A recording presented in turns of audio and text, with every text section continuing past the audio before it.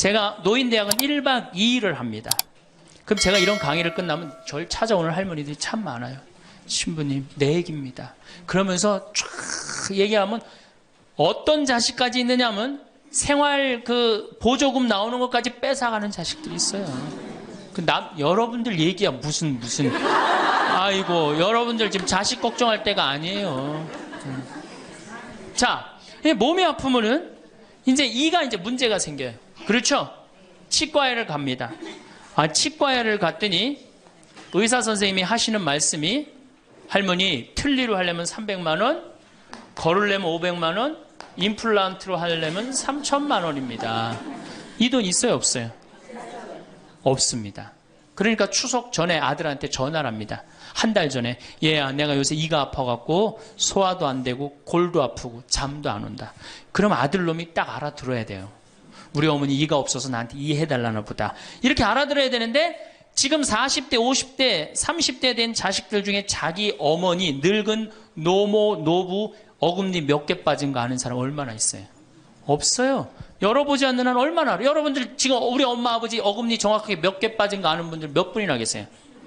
없어요. 얼마 전에 한 분이 손 들고 나는 안다고 그러더라고. 어떻게 하냐고 그러니까 몽창 빠져갖고 하나도 없어.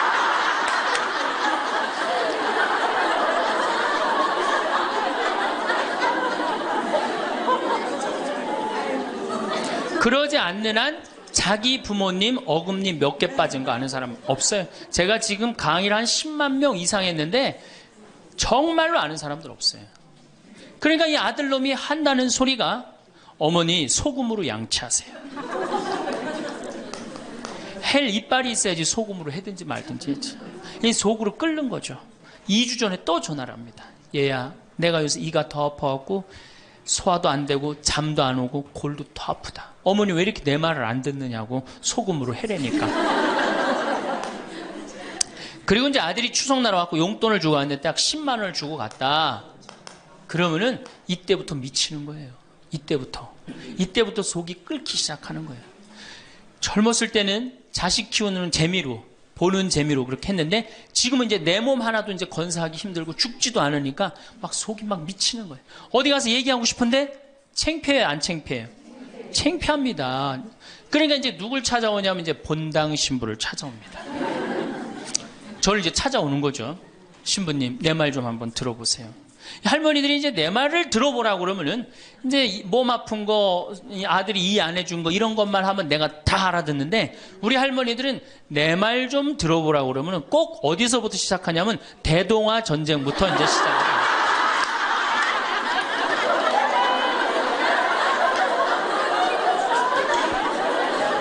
이래야지 이제 속이 풀리는 거예요. 내가 신부님 대동아 전쟁에 시집 와갖고 노숟가락 뺏긴 얘기, 시집살이 한 얘기, 정말 고생한 얘기. 그래서 신부님 이제 해방이 됐어요. 해방이 돼갖고 좀 살만한가 했더니 글쎄 6.25가 터지지 않았어요. 6.25 아직 이빨 얘기 나오려면 멀었어요. 또 내가 그 능평성당에 있으면서 겪었던 일인데 이 할아버지가 73살이야. 요셉 할아버지가 73살인데 며느리가 나보다 1살 어려요. 신세 한탄을 할 때는 그러는 거예요. 신부님 시집살이 하기 너무 힘들다는 거예요. 우리 시어머니 시아버지는 아침 점심 저녁으로 따뜻한 밥만 원한다는 거예요. 8명을 아침 점심 저녁 밥 세끼를 한다고 생각해 보세요. 힘들겠어요, 안 힘들겠어요? 여러분들 힘들겠죠? 네. 그래서 내가 이제 그 마음으로 이제 새기고 할머니 할아버지들을 모시고 온천을 간 적이 있어요. 다 온천을 간 이제 끝나고 난 다음에 이제 우리 할아버지가 이제 73살 먹은 요셉 할아버지가 막걸리를 근사하게 드시더라고. 그래서 내가 할아버지한테 그랬어요. 한 잔 따라 드리면서 할아버지 왜 밥 세끼를 집에서 먹느냐? 한 끼 노인정 가서 먹어라. 노인정 가서 친구들하고 고스톱도 치고 바둑도 두고 그러면 치매도 안 걸리고 그렇게 전심 한 끼 나가서 먹으면은 며느리도 아침 다 상 치고 난 다음에 학부형도 만나고 친구들도 만나고 며느리가 무슨 징역 사는 것도 아니고 아침 전심 저녁 세 끼를 다 차려줘야 되니 얼마나 힘드냐. 그랬더니 이 할아버지 저한테 화를 내는 거예요. 신부님, 난 노인정 가기 싫다는 거예요. 아니, 왜 노인이 노인정 가기 싫으냐? 그랬더니 이 할아버지가 저한테 명언을 했어요. 무슨 명언을 했냐면, 형들이 심부름을 시켜서 가기 싫다는 거예요.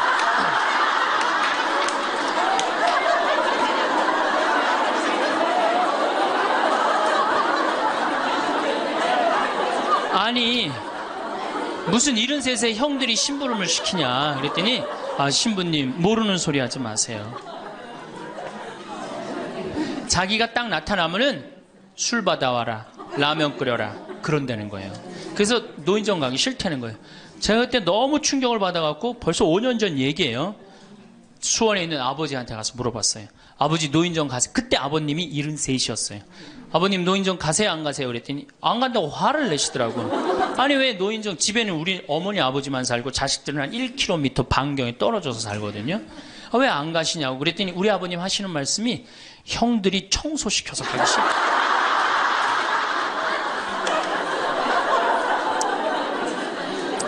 제가 알아보니까 75살 이하를 청노인이라고 그래요. 청년 노인이라는 거예요. 청년 노인. 이제 안 죽어요. 21세기는 여성의 시대입니다. 여성이 깨어나야 정말로 우리 사회가 건강해지고 우리 나라도 건강해지고 가정도 건강해지고 교회도 건강해집니다. 근데 여성들이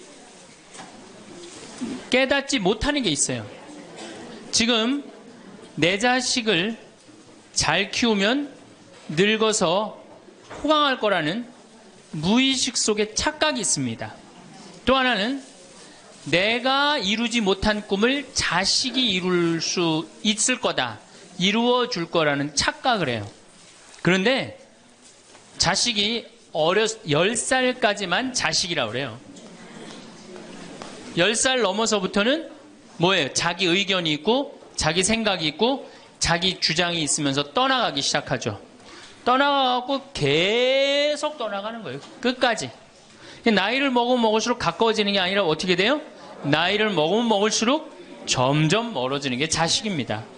그러니까 21세기에 이 노인의 시대가 이제 도래를 했습니다. 불란서는 120년 만에 고령화 사회로 진입을 합니다. 근데 우리나라는 26년 만에 진입을 해버려요. 무슨 얘기냐? 지금 50, 60, 70대 되신 분들 이제 안 죽고 그대로 가는 거예요. 네. 그냥 불란서는 120년 동안 고령화 사회가 되면서 조금 죽었다가 보충되고 죽었다 보충되면서 조금씩 늘어났는데 우리는 그대로 이제 안 죽으면서 그대로 다 같이 가는 거예요. 이게 큰일이죠. 그럼 왜 안 죽느냐? 칫솔하고 페니실린 때문에 안 죽는다고 그래요. 칫솔. 이 칫솔이 나오기 전에는 이들이 다 상하니까 먹지 못하니까 빨리 죽잖아요. 근데 지금은 칫솔이 있어갖고 보통 60, 65살까지 가고 그 다음엔 또 이제 해 느니까. 그러니까 안 죽는 거예요. 영양 잘 공급되겠다. 페니실린이 있어갖고 뭐 병 들면 금방 고치겠다. 안 죽는 거예요. 얼마나 안 죽느냐? 지금부터 제가 하는 얘기를 잘 들으시기 바랍니다. 제가 경기도 광주 능평 성당에 본당 신부로 있을 때 87살 먹은 루시아 할머니가 있었어요. 근데 이 할머니가 6.25 때 남으로 넘어왔어요. 근데 6.25 때 남편이 세상을 떠났어요. 그리고 아들 둘을 서울대 고대 상경대학을 졸업을 시켰어요. 혼자서 이렇게 아들들을 둘 다 은행장을 하고 있고 얼마나 할머니가 출세를 했어요. 그런데 이 할머니하고 아들 출세한 건 전혀 상관없어요. 이 할머니가 77부터 방에 들어누웠어요. 그러니까 10년 동안 방에 들어놓으면 무슨 생각밖에 안 들어요. 외롭고 정말로 아침부터 밤중까지 가만히 들어놓여 있는데 무슨 삶의 낙이 있겠어요. 살 만큼 살았는데. 그러면 내가 이제 할머니 손을 꼭 붙잡고 뭐라고 그러냐면 할머니 걱정하지 마세요. 내가 성당 가서 어떻게 좀 해볼 테니까 걱정하지 마세요. 제가 그렇게 이제 할머니하고 봉송체를 한 6개월 동안 했는데 6개월 만에 아들이 밤에 전화가 왔어요. 신부님 우리 어머니 돌아가실 것 같다는 거예요. 왜 그러냐 그러니까 화장실에서 넘어져갖고 갈빗대 2대가 부러진 거예요. 근데 이 할머니가 87인데 몸이 말랐어요. 갈빗대 2대 부러지면은 그 나이에 똑 부러졌다 그러는데 거의 즉사예요. 80 넘어갖고 뼈 부러지면 뼈가 안 붙어서 죽는 경우가 되게 많거든요. 그래서 내가 이제 병자 가방을 들고 쫓아갔어요, 할머니한테. 그랬더니 할머니가 막 숨을 몰아 쉬더라고요. 그래도 제가 보좌 신부를 16,000명, 13,000명 이런데 보좌 신부도 하고 본당 신부도 한 4,000명, 5,000명 해갖고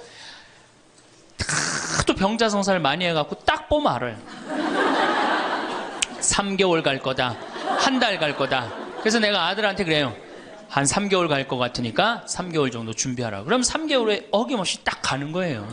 근데 그 할머니를 딱 보는데 그날을 못 넘기겠더라고요. 그래서 이제 할머니 손을 붙잡고 할머니 나하고 오늘 못 넘길 것 같으니까 나하고 총 고해성사 하자. 할머니 하느님이 열심히 믿었고 좀 아들들 훌륭하게 잘 키웠고 매일 그렇게 묵주기도 했으니까 내 생각에는 할머니 직천당이다. 오늘 돌아가시면 바로 오늘 하늘나라 올라가시는데 가면은 요셉 성인도 보고 베드로 성인도 보고 싶은 남편도 보고 성모님도 보고 예수님도 보고 내 안부도 전해줘라. 바로 가니까. 네.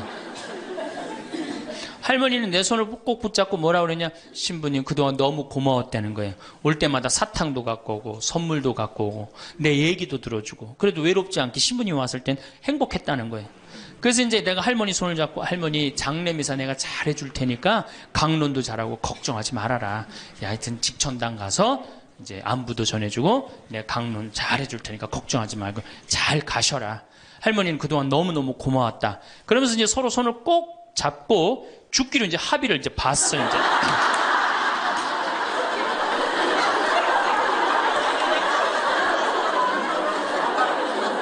그래갖고 이제 본당에 와갖고 연령회장한테 연락을 했어요. 우리 그 루시아 할머니 돌아가실 것 같으니까 빨리 가서 임종경 해라. 그 사무장한테는 내가 이제 내일 아무래도 장례가 나을 것 같으니까 장례 준비를 해라. 이제 그리고 이제 기다리는데 일주일이 돼도 연락이 없고 2주일이 돼도 연락이 없는 거야. 한 달 만에 다시 봉성체 신청이 들어왔어요. 그래서 내가 가갖고 할머니한테 그래서 할머니 어떻게 된 거냐. 우리 살아서 안 보기로 하지 않았느냐. 근데 왜 살아있느냐. 그랬더니 할머니가 우리 아들들이 어머니 돌아가시면 안 된다고 삼성의료원에 데려다가 그걸 붙여갖고 온 거예요. 그래서 그때 이제 할머니가 이제 방에 누워갖고 그전에는 화장실이라도 다녔는데 이제는 이게 부러졌으니까 2년 동안 화장 못 가고 오줌똥을 며느리가 받아냈어요. 그 며느리도 참 착한 며느리죠. 90살이 됐어요. 이런 부활 때 돼갖고 내가 이제 봉송체를 나갔는데 할머니가 일어나서 나온 거예요. 날 마중을 나왔어요. 그리고 하시는 말씀이 신부님 이제 좀 일어나 다닐만 하다는 거예요. 이게 지금 가두션찬을 판국인데 일어나 다닐만 하다. 92살이 됐는데 이 할머니가 내가 성당을 줬는데 성당 어떻게 줬는지 구경하고 싶다고 이게 이불을 뒤집어 쓰고 성탄 전야미사에 나왔어요. 이제는 안 죽어요. 여러분들 정말로 내가 보통 이게 30년을 한 세대로 봅니다. 그렇죠?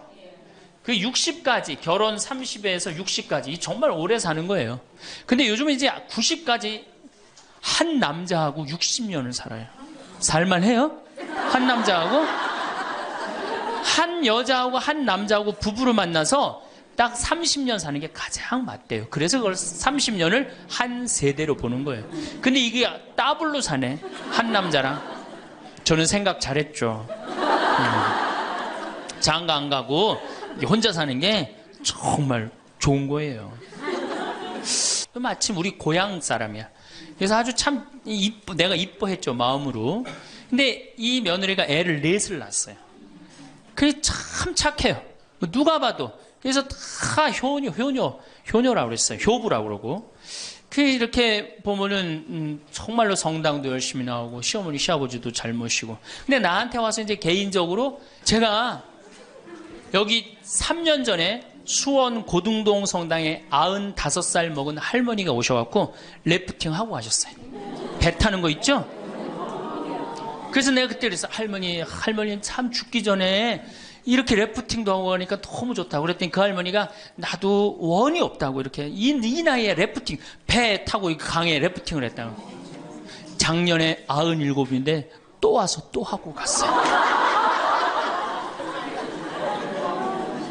그러니까 여러분들 100살 산다는 거 지금 막연한 얘기가 아니에요. 여러분들 100살 산다는 게 확실하게 여러분들은 앞으로 남은 인생이 50년 남아있어요. 이렇게 오래 살 줄 모르고 지금부터 이제 중요한 얘기예요. 지금부터 잘 들어요. 지금부터 이렇게 오래 살 줄 모르고 있는 돈 없는 돈 자식한테 다 물려줬어. 얼마를 물려주느냐. 이게 이제 큰일이에요. 자식 대학 하나 졸업시키는데 2억 5천 들어갑니다. 둘 졸업시키면 5억이에요. 부부가 은퇴해서 죽을 때까지 우리가 지금 필요한 현금이 5억이에요. 자식 둘 대학만 안 보내면 뭐예요? 딱 노후대책연금 딱 확보하는 거예요. 그런데 우리가 지금 자식들 정말로 보낼 애들을 대학에 보내느냐. 지금 여러분들 20대 실업자가 100만 명이 넘어요. 걔네들 다 대학 나온 애들이에요. 독일은요. 얘가 똑똑하고 안 똑똑하고 중학교 때 갈라버려요. 그래서 대학 나오는 사람 별로 없어요. 그리고 중학교 때 머리 나쁜 놈은 어떻게 해? 기술 배워갖고 기술을 배워갖고 월급 별 차이 없어요. 근데 우리는 돌머리든 돌머리가 아니든 다 대학을 가잖아요. 그러니 이름으로 대학은 나왔고 기름칠하는 일을 하기 싫고 취직을 안 하는 거죠. 이걸 한량이라고 그럽니다. 한량. 그러니까 공장에는 일할 사람이 없고 실업자는 흘러넘치고 그래서 공장에 일할 사람을 채우기 위해서 캄보디아, 베트남에서 사람들이 오고 이게 우리나라가 망조로 가는 길 아닙니까? 여러분들 대학 공부할 애들이 사실은 몇 명이나 돼요. 그러니까 내가 깡통이야. 깡통인지 안 깡통인지 여기 지금 젊은 엄마들 꽤 왔는데 딱 보면 알아요 몰라요? 알죠? 내가 정말로 1등을 하는 애인지 꼴등을 하는 애인지 금방 드러나잖아요. 여러분들이 포기를 못해서 그렇지. 이 깡통한테 있는 돈 없는 돈 다 쏟아붓어. 그래갖고 이 깡통이 천재가 되면 모르는데 겨우 원서만 넣으면 되는 대학을 나왔단 말이야. 그래갖고 취직을 못해. 그래갖고 놀고 있어. 근데 중요한 건 내 주머니가 이 깡통한테 쏟아 넣느냐고 내 주머니가 뭐가 됐어? 깡통이 됐어. 이 집 뭐 하는 집안이에요? 깡통 차는 집안 되는 거예요. 생각 잘 하셔야 됩니다. 태양은 두 번 아름다워요. 뜰 때 아름답고 질 때 아름다워요. 근데 태양은 제가 뜨는 태양을 아주 구름 한 점 없는 뜨는 태양을 보면 뜰 땐 후딱 떠버려요. 이상하게. 근데 질 때 보면은 참 하염없이 쳐요. 우리 인생하고 똑같아요. 우리도 태어날 때 귀한 대접을 받고 죽을 때 귀한 대접을 받아야 돼. 근데 태어날 때는 후딱 뜨는데 이게 죽을 땐 60부터 죽지도 않으면서 참 하염없이 진단 말이에요.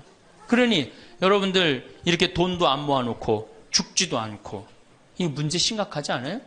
이제 나이를 먹으면 세 가지가 이제 고통이 옵니다. 첫 번째, 몸이 아파요. 그렇죠? 60년, 70년 썼으면은 눈도 안 보이고, 귀도 안 들리고, 허리도 아프고, 그렇죠? 네, 아픈 데 많아요. 그러니까 자꾸 짜증을 부립니다. 짜증을 자꾸 부리고 신경질을 자꾸 부려요. 그러니까 할머니들이 나이를 먹으면 먹을수록 도사가 돼야 되는데 나이를 먹으면 먹을수록 점점 애가 돼가는 거예요. 그러니까 손자 손녀들이 맨날 할머니 보고 우리 할머니 맨날 신경질 부린다고. 생각해보세요. 머리 하얗지 얼굴 쭈글쭈글해지 이빨은 빠져갖고 여기도 쭈글쭈글해지 웃어도 전찬을 판국에 거기서 막 신경질 부리고 짜증 부리면 어느 자식이 그걸 보면서 행복해하고 오랫동안 좋은 마음으로 모실 수 있어요. 그래서 저는 90살 넘은 장례미사 90살 먹은 할머니 장례미사를 본당신부가 해줬는데 며느리가 70이다. 그러면은 본당신부는 장례미사 하자마자 바로 교황청에 연락해갖고 이 70 먹은 며느리 90살까지 모시고 산 이 며느리 바로 교황청에 연락해서 시성식 해줘야 돼. 이 며느리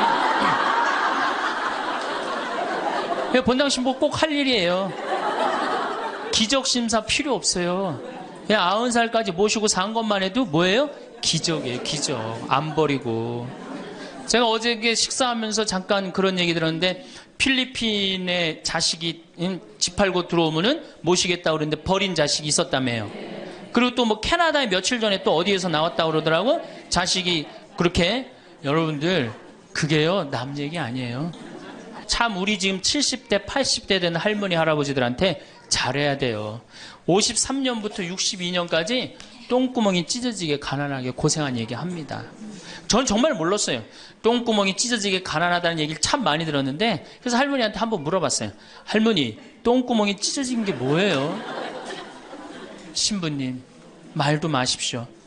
6.25 전쟁 때 여러분 2차 세계대전에 쏟아놓은 폭탄을, 그거 남은 폭탄 다 우리나라에 다 쏟아붓어요. 그러니 전쟁 끝나고 뭐가 있어요? 전부 다 폐허가 돼갖고 아무것도 없죠. 가을에 우리나라가 한 85% 이상이 소작농이에요. 겨우 자기 해 먹을 거 그것밖에 안 됐어요. 전쟁 끝나고 9월에 이제 추수를 합니다. 9월에 추수를 하면 먹을 게 언제 떨어져요? 2월에 떨어져요. 그럼 보리는 언제 펴요? 5월에. 여러분도 오시면서 보리밭 보셨어요? 보리밭 이렇게 있는 거. 5월에 이제 보리가 피면은 2, 3, 4, 5월을 견뎌야 되는데 먹을 게 있어요? 없죠. 그러니까 산에 풀뿌리 캐서 먹고 나물 캐서 먹고, 그것도 모자라면 이제 뭐를 캐서 먹느냐면, 뭐를 먹느냐면 소나무 껍질 안에 하얀 속살, 그거를 이제 벗긴다 그래요. 그걸 벗겨갖고 말린다 그래요. 말려갖고 그걸 간대요. 할머니들 옛날 할머니들 생각나시죠? 그걸 갈아갖고 국에 넣어서 먹으면은 국이 빨간데 국을 먹으면 배가 부르대요. 또 거기다 밥을 해서 먹어도 배가 그렇게 부르대요. 옛날엔 배가 고파 죽겠는데 배 부르면 최고 아니에요. 배는 이제 먹었는데 이제 배는 부르는데 문제는 이게 섬유질이 엄청나게 강한 거예요. 이게 야채나 뭐 채소나 과일의 섬유질하고 틀리대요. 그래갖고 이제 이게 들어가면 소화가 안 되고 딱딱하게 굳는 거예요. 수분이 빠지고. 대장에 가면 이제 딱딱한 돌덩어리로 굳는 거예요. 그 딱딱한 돌덩어리로 굳은 걸 빼내려고 그러니 똥구멍이 찢어지는 거예요. 신부님, 똥구멍이 찢어지게 가난하게 고생한 얘기.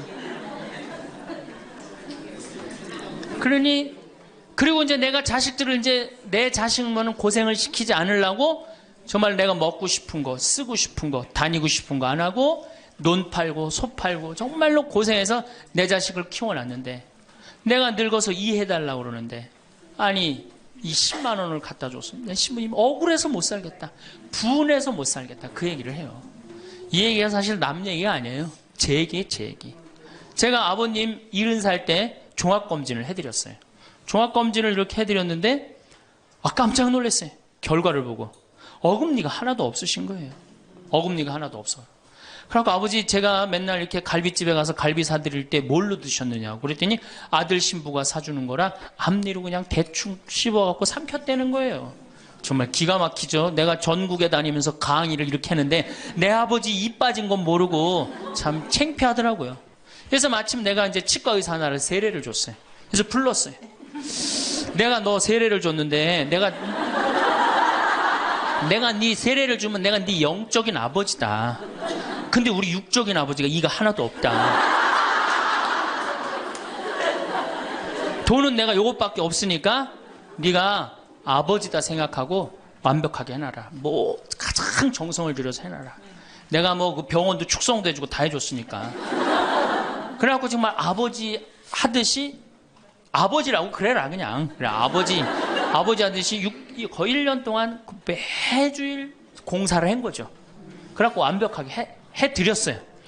그 다음부터 이제 갈비집에 가도 이제 심지까지 뜯어 드시고, 그 다음부터 이제 지리산 꼭대기까지 뛰어 올라갔다 뛰어내렸다. 두 번째, 친구가 없어요. 이거 아주 중요한 겁니다. 몸 아픈 거. 우리나라가 OECD 국가 중에 노인 자살률이 1위입니다. 누구보다 높아요? 일본보다 2배가 높아요. 일본은 고독사 하기로 유명한 나라예요. 늙어서 혼자 죽기로 유명한 나라예요. 근데 우리나라는 그 나라보다 자살률이 2배가 높아요. 왜? 경제적인 이유 때문에. 왜? 여러분들 여기 이제 할머니 할아버지들 몇 분 계신데, 자, 내가 돈에 주머니가 없어. 그럼 바깥에 나가고 싶어, 안 나가고 싶어요? 당연히 안 나가고 싶어요. 내가 저 모임에 나가갖고 뭘 한번 얻어먹었어. 그 다음에 내가 그 친구한테 사줘야 되는 내가 돈이 없어. 그 다음 만나게 돼요, 안 만나게 돼요? 나이 먹어갖고 돈이 없으면 자신이 없어져요. 자신이 없어져요. 그러니까 여러분들 자식 초등학생이 학원비가 50만 원, 지금 중학생이 70만 원, 고등학생이 90만 원이에요. 그러면은 내가 이 90만 원 중에 20만 원만 떼어서 어머니 용돈 줘봐. 우리 어머니 신나서 살걸? 근데 내 자식 학원비 90만 원 안 갖고 오는데 부모 30만 원 용돈? 여러분들 지금 자식들이 부모한테 용돈 얼마 주는 줄 아세요? 1년에 100만 원 줘요. 그 나누면 8만 원이에요. 8만 원. 그걸 받으려고 있는 돈 없는 돈 대동아 전쟁부터 고생해가면서 그렇게 키워요. 이제는 부모 자식지간의 효의 개념은 끝났어요. 효는 끝났다고 그래요. 많은 사회학자들이 효는 끝났다. 사랑만 남아있다는 거예요. 이 얘기도 이제 제가 곧 할 거예요. 자, 친구가 없으니까 속이 좁아져요. 그렇겠어요? 안 그렇겠어요? 아니, 친구들이 있으면 얘기도 좀 하고 속도 풀고 그러면 속이 좀 이렇게 맺혔던 것도 풀잖아요. 집안에서 이제 친구가 없으니까 가만히 방 안에서 이제 뒷방 벽에 이제 어느 학자가 우리나라 노인을 뭐라 그래? 쥐처럼 깜깜한 방에서 웅크리고 앉아있다고 그래. 우리 할머니들이 내가 봉송체 가면 하고 있는 일이 깜깜한 방에서 진짜 웅크리고 앉아있어요. 쥐처럼. 그러니까 할 일이 뭐가 있어? 벽에다가 인생 복귀하는 거죠. 대동아 전쟁 생각하고 한숨 한 번 쉬고 6.25 생각하고 한숨 한 번 쉬고 이빨 안 해준 거 생각하고 한숨 한 번 쉬고 여름에 냉면을 먹고 싶어. 그러면은 큰아들이 사줄래나 둘째 아들이 사줄래나 막내 아들이 사줄래나 기다리는데 한 놈도 안 사줘. 그러면 언제 그걸 갖고 있다가 터트려요? 추석 때 터트립니다. 내가 옆집 할망구는 그 자식들이 와서 갈비도 사주고 냉면도 사줬다는데 나는 자식이 6, 7인데 나한테 냉면 사주는 자식 하나도 없다고. 냉면이 얼마나 해요? 5,000원, 10,000원이면 하죠? 그럼 자기 돈으로 사 먹으면 되는데 우리 할머니, 할아버지들은 자기가 자기를 위해서 돈 쓰는 걸 할 줄 알아요? 몰라요? 몰라요. 정말 이거 큰 문제예요. 냉면 먹고 싶으면은 장에 가서 사 먹으면 될 거 아니야. 그런데 그걸 기다리고 앉아있어. 그러니까 한을 쌓는 거지. 5,000원을 가지고. 큰아들이 사줄래나 둘째 아들은 사 먹으면 되는 걸. 그럼 행복한데. 그래갖고 이제 냉면 못 얻어먹은 거. 아들이 이제 퇴근해갖고 들어옵니다. 아들이 퇴근해갖고 들어오면요. 참 문제는 뭐냐면은 아들이 들어오면은 어떻게 하면 돼? 내가 여러분들 나이 먹어갖고 싸움을 안 걸면요. 자식들이 말을 안 해줍니다. 그러니까 아들하고 싸움을 거는 거예요. 너 이빨 10년 전에 안 해줘갖고 나 이거 쪼글쪼글 해갖고 이제 아무것도 못 한다고 그러더라. 아들이 듣다 어머니 그만하세요. 한 번만 하면 100번째예요. 그럼 이게 안 먹히나 보다 그래요. 방에 들어왔고 또 이제 벽에다 복귀한 것 중에 그래 냉면 못 얻어먹은 거 들고 쫓아나가. 옆집 할망구 냉면도 얻어먹었다는 난 냉면도 못 얻어먹었다. 그럼 아들이 한마디 합니다. 어머니 그러려면 나가 죽어라. 몸 아프죠? 친구 없죠? 뭐만 남으냐면 자존심만 남습니다. 근데 그 자존심에 나가 죽어라? 그럼 미치는 거예요. 어디 가서 자식이 나가 죽으라 그러는데 얘기할 때가 있어요, 없어요? 여러분들 나가 죽으라 그러는 거 아들이 50%, 며느리가 16%, 딸이 14%, 그 다음에 늙은 부부가 서로 나가 죽으라고 20%. 나가 죽으라는 말 듣는 비율이 그렇대요. 그 이제 어디 가서 얘기하긴 창피하고 또 이제 본당 신불 또 찾아옵니다, 이제. 그래서 저한테 얘기를 해요. 신부님 내 말 좀 들어보라고. 이제 할머니가 이제 또 내 말 좀 들어보라고 그러면 이제 또 대동아 전쟁부터 이제 시작을 합니다. 해방, 6.25, 똥구멍이 찢어지게 가는. 내가 이렇게 키웠는데 나부로 나가 죽으라고 그런다고. 이제 늙었으니까 필요 없다고 나부로 나가 죽으라고 그런다고. 여러분들 그런 소리 이제 듣습니다. 왜 죽지도 않고 이렇게 오래 사느냐고 분명히 자식들한테 그런 소리 들어요. 100살까지 산다고 생각해봐요. 그것도 자식한테 얹혀서 100살 산다고 생각해보세요. 이제는 자식하고 늙어서 같이 산다는 생각은 꿈도 꾸면 안 돼요. 늙어서 이제 나 어떻게 살아야 돼? 나 혼자 자식한테 폐 안 끼치고 오래 사는 게 누구하고 좋은 관계 유지하는 거야? 자식하고 좋은 관계 유지하는 거예요. 어쨌든 나가 죽으라 그러니까 이제 미치는 거죠. 그래갖고 이제 다 듣고 이제 할머니가 나한테 그래. 신부님 나 꽃동네 좀 바래다 줄라. 난 자존심 상해서 저 집에서 도저히 못 살겠다. 그럼 내 할머니한테 그래. 할머니 꽃동네는 아무나 가는 게 아니에요. 안 돼요. 그저 새벽에 그 꽃동네 앞에 내려다만 주면 그 다음부터 내가 다 알아서 할 테니까 신부님은 꽃동네 앞에까지만 바래다 달. 내가 이제 다 듣다가 할머니한테 그래요. 할머니, 그 자식 키웠을 때 속상한 적 있었어요, 없었어요? 아, 속상한 적 많았죠. 7살, 10살 미운 오리 새끼 그때 말 안 들을 때 할머니 그 아들한테 속상하면 뭐라고 그러셨어요? 그렇지, 나가 죽어라 그랬죠. 네. 할머니 그냥 나가 죽으라고만 그랬어요? 아니요, 나가 되져라. 그러면 7살, 10살 먹은 자식이 자존심이 안 상했겠느냐? 자존심이 상했지만 그 아이는 참고 살았다. 참고 살았다. 너무 엄마가, 천하의 엄마가 나가 죽으라 했지만 나갈 때가 있어야지 걔가 나갈 거 아니야. 자존심이 상했지만 참고 살았다. 이제 누구 차례다? 할머니가 참고 살 차례다. 아들도 나가 죽으라 그랬을 때 참고 살았다면 이제는 할머니가 나가 죽으라 할 때 참고 살 차례다. 지금 나가면 누가 할머니를 걷어줄 거냐? 오로지 부모라는 이유 하나로 한 집에 살아주는 것만 해도 고맙게 생각하고, 할머니가 할머니의 노년을, 할머니의 남은 생애를 준비하지 못한 할머니 잘못이다. 누구 탓할 거 아무것도 없다. 그럼 무슨 생각을 하는지 가서 참고 살아요. 참고 살아야지 어떻게 할 거야? 이제 안 죽으면서 진짜 문제가 발생합니다. 여기 뒤에 계신 분들 잘 들으세요. 우리나라는 안사람, 바깥사람 제도가 있어요. 그렇죠? 그래갖고 안사람은 안에서 애 놓다 죽었어요. 그렇죠? 애 키우다. 우리나라 지금도 변함없습니다. 안사람은 안에서 애 키우냐고 정신이 없어. 남편 신경 안 씁니다. 바깥사람 바깥에서 돈 벌다 죽었어요. 옛날에는 부부 갈등이 없었어요. 왜? 만날 일이 있어야지. 안사람 안에서 애 놓다 죽고 바깥사람 바깥에 돈 벌다 죽었으니까 만나야지 갈등이 생길 거 아니야. 서양은 20대 만나갖고 안 맞으면 30대 바꾸고, 30대 만나갖고 안 맞으면 40대 바꾸고, 40대 만나갖고 안 맞으면 50대 바꾼 부부가 애인같이 살아요. 근데 우리는 한 번도 맞춰본 적이 없어. 위해준 적도 없고. 제가 재작년에 그 스톡홀름을 여행을 갔었는데 비행기 시간이 오래 좀 하루를 거의 기다렸어야 돼요. 그래서 이제 저녁 비행기를 타려고 저녁 한 5시쯤에 라운지에서 이제 음식을 시켜서 먹고 있는데 내 앞에 60쯤 된 초로의 할아버지하고 초로의 할머니가 서로 끌어안고 뽀뽀를 하는데요. 이 남자가 이 이마 눈에다 뽀뽀 한번 하고 I love you 하니 하고, 입에다 뽀뽀하고 I love you 하니 하고, 목에다 뽀뽀 1시간 이렇게 쪽쪽 빨아요. 걔네들은 그렇게 살고 그렇게 살아야만이 살아요. 근데 우리는 안사람 안에서 애 키우다 죽고 바깥사람은 바깥에서 돈 벌다 죽으니까 서로 사랑을 할 시간이 없어. 근데 상관없었어. 왜? 평균 연령 38세, 46세 때는 아무 문제 없었어요. 그렇죠? 죽으면 끝이니까. 근데 이제 안 죽으면서 문제가 발생을 해요. 직장에서 너는 이제 그만 사회에서 쓸모가 없으니까 집으로 가라. 그래갖고 이 바깥 사람을 고홈 집으로 보낸단 말이야. 그래갖고 이제 안방에 이제 이 바깥 사람이 딱 앉아 있는 거예요. 그래갖고 안방에서 안 사람이 되는 거예요. 집안에 안 사람이 둘이 되는 거예요. 이게 아내가 뭐에 태양이라는 뜻이거든요. 집안의 태양을 아내라고 그러잖아요. 이 집안의 태양이 둘이니 이게 사이가 좋아요. 그리고 우리 남자들이 여자한테 하니 I love you 뽀뽀 쫙쫙 했다면서 그렇게 해요. 여러분들 사랑한다는 얘기 들어요, 안 들어요? 이게 우리 큰 문제예요. 사랑한다는 말도 안 듣고. 이 우리나라 남자들은 부인을 위한 이벤트를 할 줄 몰라요.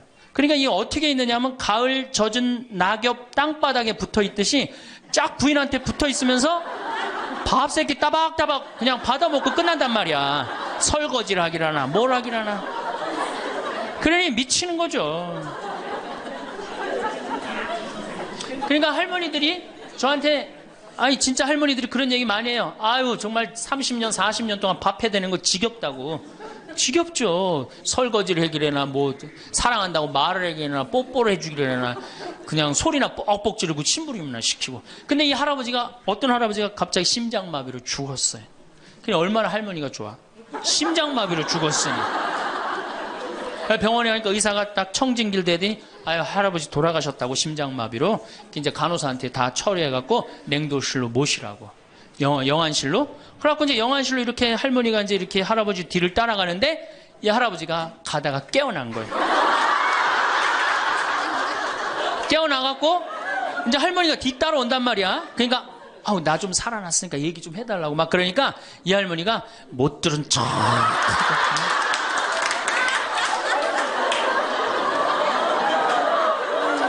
할아버지가 조금 있으면 완전히 이제 냉동고로 들어가게 생겼단 말이야. 말은 안 나오고 더 애절하게 나 좀 살아났으니까 얘기 좀 해달라고. 그러니까 이 할머니 하시는 말씀이 할아버지 다리를 치면서 이 양반아 의사가 죽었대는데 왜 이렇게 말이 많으냐고.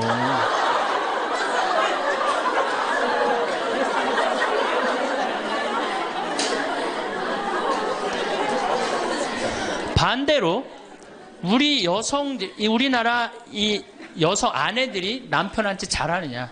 여러분들 남편한테 잘하세요? 여러분들 남편이 바깥에 나가면 왕 대접받는 남편이 얼마나 있을 것 같아요? 없습니다. 그럼 층층샷 나가면 섬기는 사람이에요. 굽신거려야 되는 사람이고. 근데 아침에 출근할 때 정말로 내 남편이 전쟁하러 나가는데 정말로 왕 대접하고 내보내는 부인이 얼마나 돼요? 이러지 않으면 다행이지. 머리 막 부시시 해갖고 막 사자 머리를 해갖고 머리 끝에는 밥풀 하나 딱 이렇게 붙여놓고 여보 다녀와. 퇴근을 했는데 아직도 그 부시시한 머리를 가지고 테레비를 보고 앉아있다. 어느 남자가 집에 들어오고 싶겠어요. 여기 평창에 대유라는 룸사롱이 오픈했어요. 작년에. 서울 아가씨 항시 30명 대기 이렇게. 그러면 여러분들 남편이 어디 가면은 왕대접 받아요. 그러니까 여러분들이 남편을 룸사롱으로 내모느냐 집안으로 끌어들이느냐 누구한테 달려있는 거야? 여러분들한테 달려있어요. 그런데 그래서 일주일에 한 번 남편을 위해서 요리를 하라는 거예요. 부인이. 정말로 지혜로운 부인은 요리를 한 번씩 하라는 거예요. 그래서 낙지볶음도 하고 요새 그 텔레비에 보면 이렇게 홍어 이렇게 삭힌 것도 많이 홈쇼핑으로 보내주잖아요.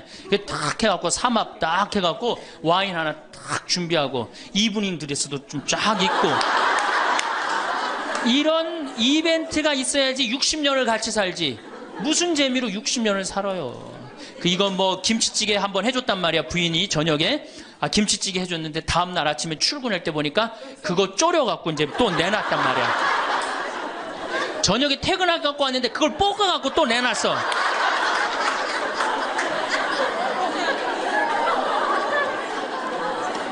여러분들 자식한테 쏟는 거 반만 남편한테 해보세요.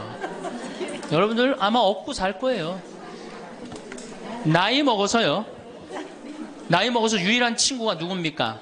남편이고 아내밖에 없어요. 제가 평택에서 본당 신부를 할 때 할머니 한 분이 남편이 평생 바람 피고 노름하고 술 먹고 나가서 딴살림했어요. 근데 이 할아버지가 늙어갖고 중풍이 걸린 거예요. 중풍이 걸려갖고 반신불수가 되고 집에 들어온 거예요. 그러니 할머니가 믿겠어요? 안 믿겠어요? 밉죠. 나만 보면은 빨리 죽었으면 좋겠다. 매일 입버름처럼 했어요. 그러니까 이 할아버지가 또 말도 못하는 중풍이 이제 와갖고 고해성사를 이제 이렇게 할머니하고 할아버지하고 같이 들어와요. 그래갖고 이제 할머니가 이제 할아버지 잘못한 걸 다 나한테 얘기를 해줘요. 그러면은 할아버지가 그걸 받아들이면 되는데 안 받아들입니다. 할머니를 때리는 거예요. 내가 언제 그랬느냐. 그러니 난 내가 봐도 야, 저 할아버지 양심도 없구나. 그냥 젊었을 때 저러더니 늙어서 고해를 대신까지 해주는데 얼마나 고마워. 그런데도 그냥 그 할머니를 때리고 저렇게 구박을 하니 참 정말 빨리 죽었으면 좋겠다. 그런 생각을 했어요. 근데 그 할아버지가 돌아가셨어요. 마침 내가 있을 때. 그래서 내가 장례 미사를 해주고 할머니 손을 꼭 잡고 그랬어요. 할머니 이제 그동안 고생 많이 했으니까 이제 편안하게 집에 가서 이제 행복하게 쉬시라고 남은 여생. 그래갖고 이제 할머니를 보냈는데 그 밤 11시에 할머니가 전화를 했어요. 신부님 우리 집에 좀 와달라는 거예요.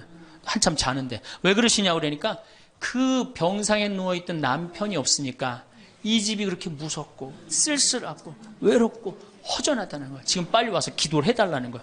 그래서 자다가 또 옷도 갈아입고 이제 내가 가고 그 할머니 이제 안수기도 해주고 이제 손잡고 기도해주고 오면서 늙어서 남편이 죽는다. 그날로 여러분들은 아무것도 아니에요. 완전히 홀로 되는 거예요. 그러니까 정말로 귀하게 지금 자식을 귀하게 해줘야 돼. 남편을 귀하게 해줘야 돼. 그러니까 오늘 당장 집에 가고 학원 끊어요. 학원 끊고 대학 다닌 자식 있으면 당장 휴학시키세요. 자, 맨 마지막으로 이제 돈이 없어. 이게 이제 제일 큰 문제죠. 그렇죠? 돈만 있으면 어때요?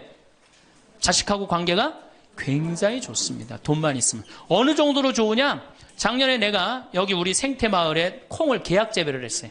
계약 재배를 했는데 1억 원어치 정도 콩을 샀어요.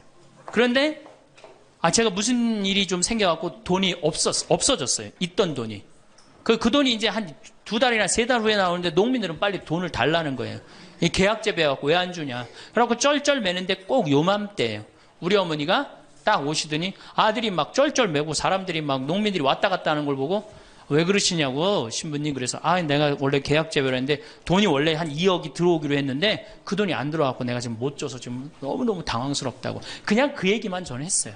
근데 어머니가 일주일 동안 있기로 하셨는데 그냥 집에 가시더라고요. 우리 누나한테 가자 그랬더니 차로 가셨어요. 그 다음날 어머니가 전화를 하셨어요. 신부님 내가 그 돈 해서 보냈다는 거예요. 하루 만에 어머니가 그 엄청난 돈을 해서 보낸 거예요. 아들이 그냥 뭐 그런 거 고생하는 거 보기 싫은 거지. 그래갖고 그 돈을 해갖고 싹 일주일 만에 싹 정리했어요. 나는 어머니가 얼마나 고마운 줄 몰라요. 저는요 우리 어머니가요 안 죽었으면 좋겠어요.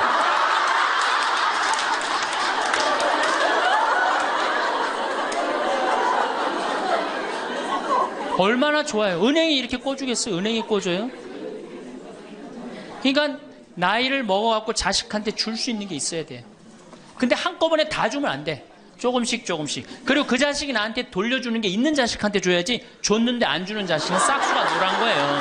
그래서 그 자식한테는 주지 말고 내가 줬는데 나한테 준다. 그럼 그 자식한테 계속 잘해주면. 그래서 저는 어머니하고 자식 지간이 기브 앤드 테이크야. 죽을 때까지 기브 앤드 테이크를 해야지 서로 행복한 거예요. 네. 그래서 우리 자식들은 용돈 많이 드립니다. 어머니 아버지한테. 우리 어머니 아버지 이렇게 한 1년에 받는 용돈을 가만히 들어보니까 연봉 한 2천만 원 정도 되더라고요. 2천만 원이면 괜찮잖아요. 그럼 그 돈 당신 위해서 씁니까? 또 누구한테 써요? 자식들한테 다. 그러니까 서로 좋은 거예요. 기브 앤드 테이크. 이제 굉장히 지혜로워야 돼요. 노년을 행복하게 맞아요. 근데 돈이 없어. 그러면 이때부터는 천덕꾸러기 되는 거예요. 내가 프랑스 파리 쌍젤리제 거리를 가보니까 루이비통 꾸찌 있는 거리예요. 그렇죠? 쌍젤리제 거리 가보니까 거기서 저녁에 와인을 마시는 사람들은 할머니 할아버지밖에 없어요. 젊은 사람 꿈도 못 꿉니다. 우리나라 명동에 누구만 득실거려요? 젊은 애들이 득실거리죠? 이거 문제예요. 걔네들이 뭘 했어요? 돈을 벌었어요. 사회를 위해서 일을 했어요. 6.25를 겪었어요. 우리나라 경제 발전을 이뤘어요. 아무것도 한 거 없는 애들이 무의미하게 돈을 쓰는 거예요. 그러니까 사회가 불안정한 거예요. 이태리 로마의 라보나 광장이라고 있어요. 라보나 광장에 가보면요. 거기도 저녁에 할머니, 할아버지 팔짱 다 7, 8분이 팔짱 끼고 숄 딱 거치고 와요. 그리고 와인 마셔. 젊은 애들은 꿈도 못 꿔요. 제가 오스트리아 비엔나에 비올라 공부하는 아이, 너 내가 맛있는 거 사줄게. 제일 좋은 데 가자. 그랬더니 시청 근처가 제일 식당이 좋대. 17명이 밥을 먹는데 15명이 할머니, 할아버지. 젊은 애들 어디 있냐 그랬더니 내가 밥 먹고 보여드리겠습니다. 그랬더니 밥 먹고 시청 뒤에 공원에 가니까 젊은 애들이 우유하고 빵하고 그렇게 밥을 때우더라고요. 전심을 다 그렇게 때워요. 젊은 애들 왜 여기 젊은 애들이 식당에서 밥 꿈도 못 꿉니다. 스포츠카 할머니 할아버지들이 타고 다니지 젊은 애들 못 타고 다닙니다. 근데 우리나라는 명동에 가면 할머니 할아버지 없는데 어디 가면 할머니 할아버지 볼 수 있어요? 그렇죠. 탑골공원에 가면 거기서 배식 받아서 밥 먹고 있는 거. 이게 세상이 거꾸로 돌아가는 거예요. 나무는 뿌리가 튼튼해야지 나무도 튼튼합니다. 그렇죠? 나무가 튼튼해야지 열매도 튼튼한 거예요. 우리 사회도 할머니 할아버지들이 행복해야지 누가 행복할 수 있어? 내가 행복할 수 있어. 내가 행복해야지 누가 튼실해? 열매가 튼실한 열매가 나오는 거예요. 근데 지금 우리나라 사회는 뿌리가 썩어가고 있어요. 뿌리도 썩어가고 나무도 썩어가고 당연히 모두 썩어가요? 열매도 썩어가는 거예요. 지금 썩어가고 있어요. 자, 우리나라가 178개 국가 중에 행복지수가 102등이에요. 102등. 왜 102등이겠어요? 태어나면서부터 글자 공부하기 시작해. 유치원 특목 유치원 다녀. 영어 배워. 중국어 배워. 일본어 배워. 초등학교 가서 이 학원 저 학원 시달려. 공부 못하면 완전히 나쁜 놈이야. 이 세상에서 정말 부모한테 불효자야. 중고등학교 그래서 딱 자괴감 느껴. 대학교 가고 또 취직해야 돼. 그냥 죽어라고 입사시험 보는데 실업자가 100만 명, 20대가 넘어. 대학을 졸업해도 취직도 못해. 그리고 어떻게 해서 결혼을 했는데 부모 돈 얼마를 뺏어요. 우리나라가 결혼 자금이 1억 7천만 원 들어가요. 미국 2,700만 원이에요. 그러니까 누구 돈 다 되는 거예요? 부모가 있는 돈 없는 돈 다 해주는 거. 미국은 안 해줍니다. 일본도 안 해줍니다. 일본의 부모가 어떤 부모가 훌륭한 부모예요? 결혼식 때 10만엔 부조하는 부모 훌륭해요. 100만 원 부조하는 부모가 훌륭한. 그 더 이상 안 해줘요. 근데 우리는 있는 거 없는 거 다 해줘. 그렇죠? 있는 거 없는 거 다 해줘. 근데 자식이 죽으면 딱 좋은데 죽지도 않고 그걸 받은 은혜를 알아 몰라요. 받은 놈들은 끝까지 모릅니다. 이 열매 벌써 썩었어요. 그러니까 결혼해서도 자식 키우느냐고 고생, 집 얻느냐고 고생, 늙어서도 제대로 노년을 행복하게 즐기지 못해. 여행도 못 다니고 뒷방에 웅크리고 있어. 애들 때도 괴롭고 결혼해서도 괴롭고 늙어서도 괴로워. 그러니까 행복지수가 몇 등이야? 102등이에요. 이게 다 누가 만들어내는 거예요? 여성이 깨어나야 되는 거예요. 여성이 깨어나야지 우리 사회가, 저는 이 세상에서 대한민국처럼 살기 좋은 나라 없다고 생각해요. 누가 뭐라도 해도 대한민국이 세계에서 제일 살기 좋아요. 음식점에 가면 물 공짜로 주는 나라 어디밖에 없어요? 대한민국밖에 없어요. 다 사 먹어야 돼요. 이 환경 하나만 해도 기가 막힌 거예요. 더 기가 막힌 거 뭔지 아세요? 아니, 밥 먹었는데 커피도 공짜로 줘. 이게 정말 좋은 나라예요. 근데 왜 우리가 다 불행하다고 느끼느냐? 이 질서가 무너졌기 때문이에요. 여러분들은 노년에 행복한 노년을 가져야 돼. 살다 보면 무례한 사람을 만나기 마련입니다. 그들은 내게 당혹감을 안기고 상처를 주며 자존감을 뒤흔들어 놓습니다.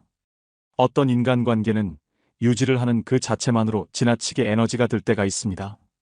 은연중에 나를 자꾸 깎아내리며 만만하게 대하는 친구가 있습니다. 오늘 옷이 왜 이래? 안 좋은 일 있어? 얼굴이 왜 그래? 만나자마자 이런 말부터 하곤 하는데, 그럴 때마다 내 옷이 너무 별로인가, 얼굴색이 안 좋은가 고민이 됐습니다. 왜 자꾸 사람들은 남을 깎아내리려 하는 걸까? 사람은 누구나 잘나고 싶어 합니다. 내가 남보다 뛰어났으면 좋겠고 돋보였으면 좋겠다고 생각합니다. 남을 깎아내리면 그 순간만은 내가 뭐라도 된 것만 같은 착각을 하게 됩니다. 참 쉽습니다. 별다른 노력 없이 비난과 험담 몇 마디면 충분하니까. 그럼 잠시나마 모래성 같은 우월감을 느낄 수 있습니다. 우린 종종 시소를 타는 것처럼 상대가 올라가면 내가 내려가고 상대가 내려가면 내가 올라간 것처럼 느낍니다. 아주 큰 착각입니다. 상대가 올라가든 내려가든 간에 내 위치는 변함이 없습니다. 무례한 이들에게 현명하게 감정의 동의 없이 당신 지금 선 넘었어 라고 알려줄 방법은 없을까요? 오늘은 다산정약용 선생의 지혜의 말씀으로 남들에게 만만하게 보이지 않는 법을 들어보겠습니다. 주변의 무례한 사람으로부터 나를 적절하게 지킬 수 있는 지혜가 무엇인지 여러분의 마음에 잘 새겨졌으면 좋겠습니다. 남이 내게 함부로 군다면 스스로를 돌아보라. 내가 행동하는 대로 남들은 나를 대한다. 남들이 나를 업신여기는 이유는 내가 그들에게 만만하게 보이기 때문이다. 윗사람이 나를 능멸하거나 아랫사람이 무시하는 것도 마찬가지로 내가 그들에게 만만하게 보였기 때문이다. 나에게 감히 남이 범접할 수 없는 당당한 기상이 있어야 한다. 그래야 남들이 나를 얕보지 못할 것이다. 상처받았다면 무심코라도 웃지 마라.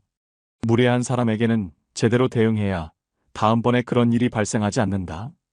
대응할 말이 생각나지 않는다면 눈빛으로라도 불쾌함을 드러내라. 무례한 태도에는 웃지 않고 노려봐주는 것이 만만하게 보이지 않는 비결이다. 진부한 의견이라도 당당하게 말하라.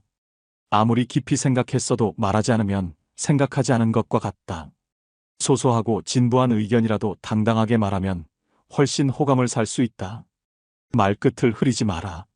말끝을 흐리면 상대에게 자신감이 없다는 메시지를 준다.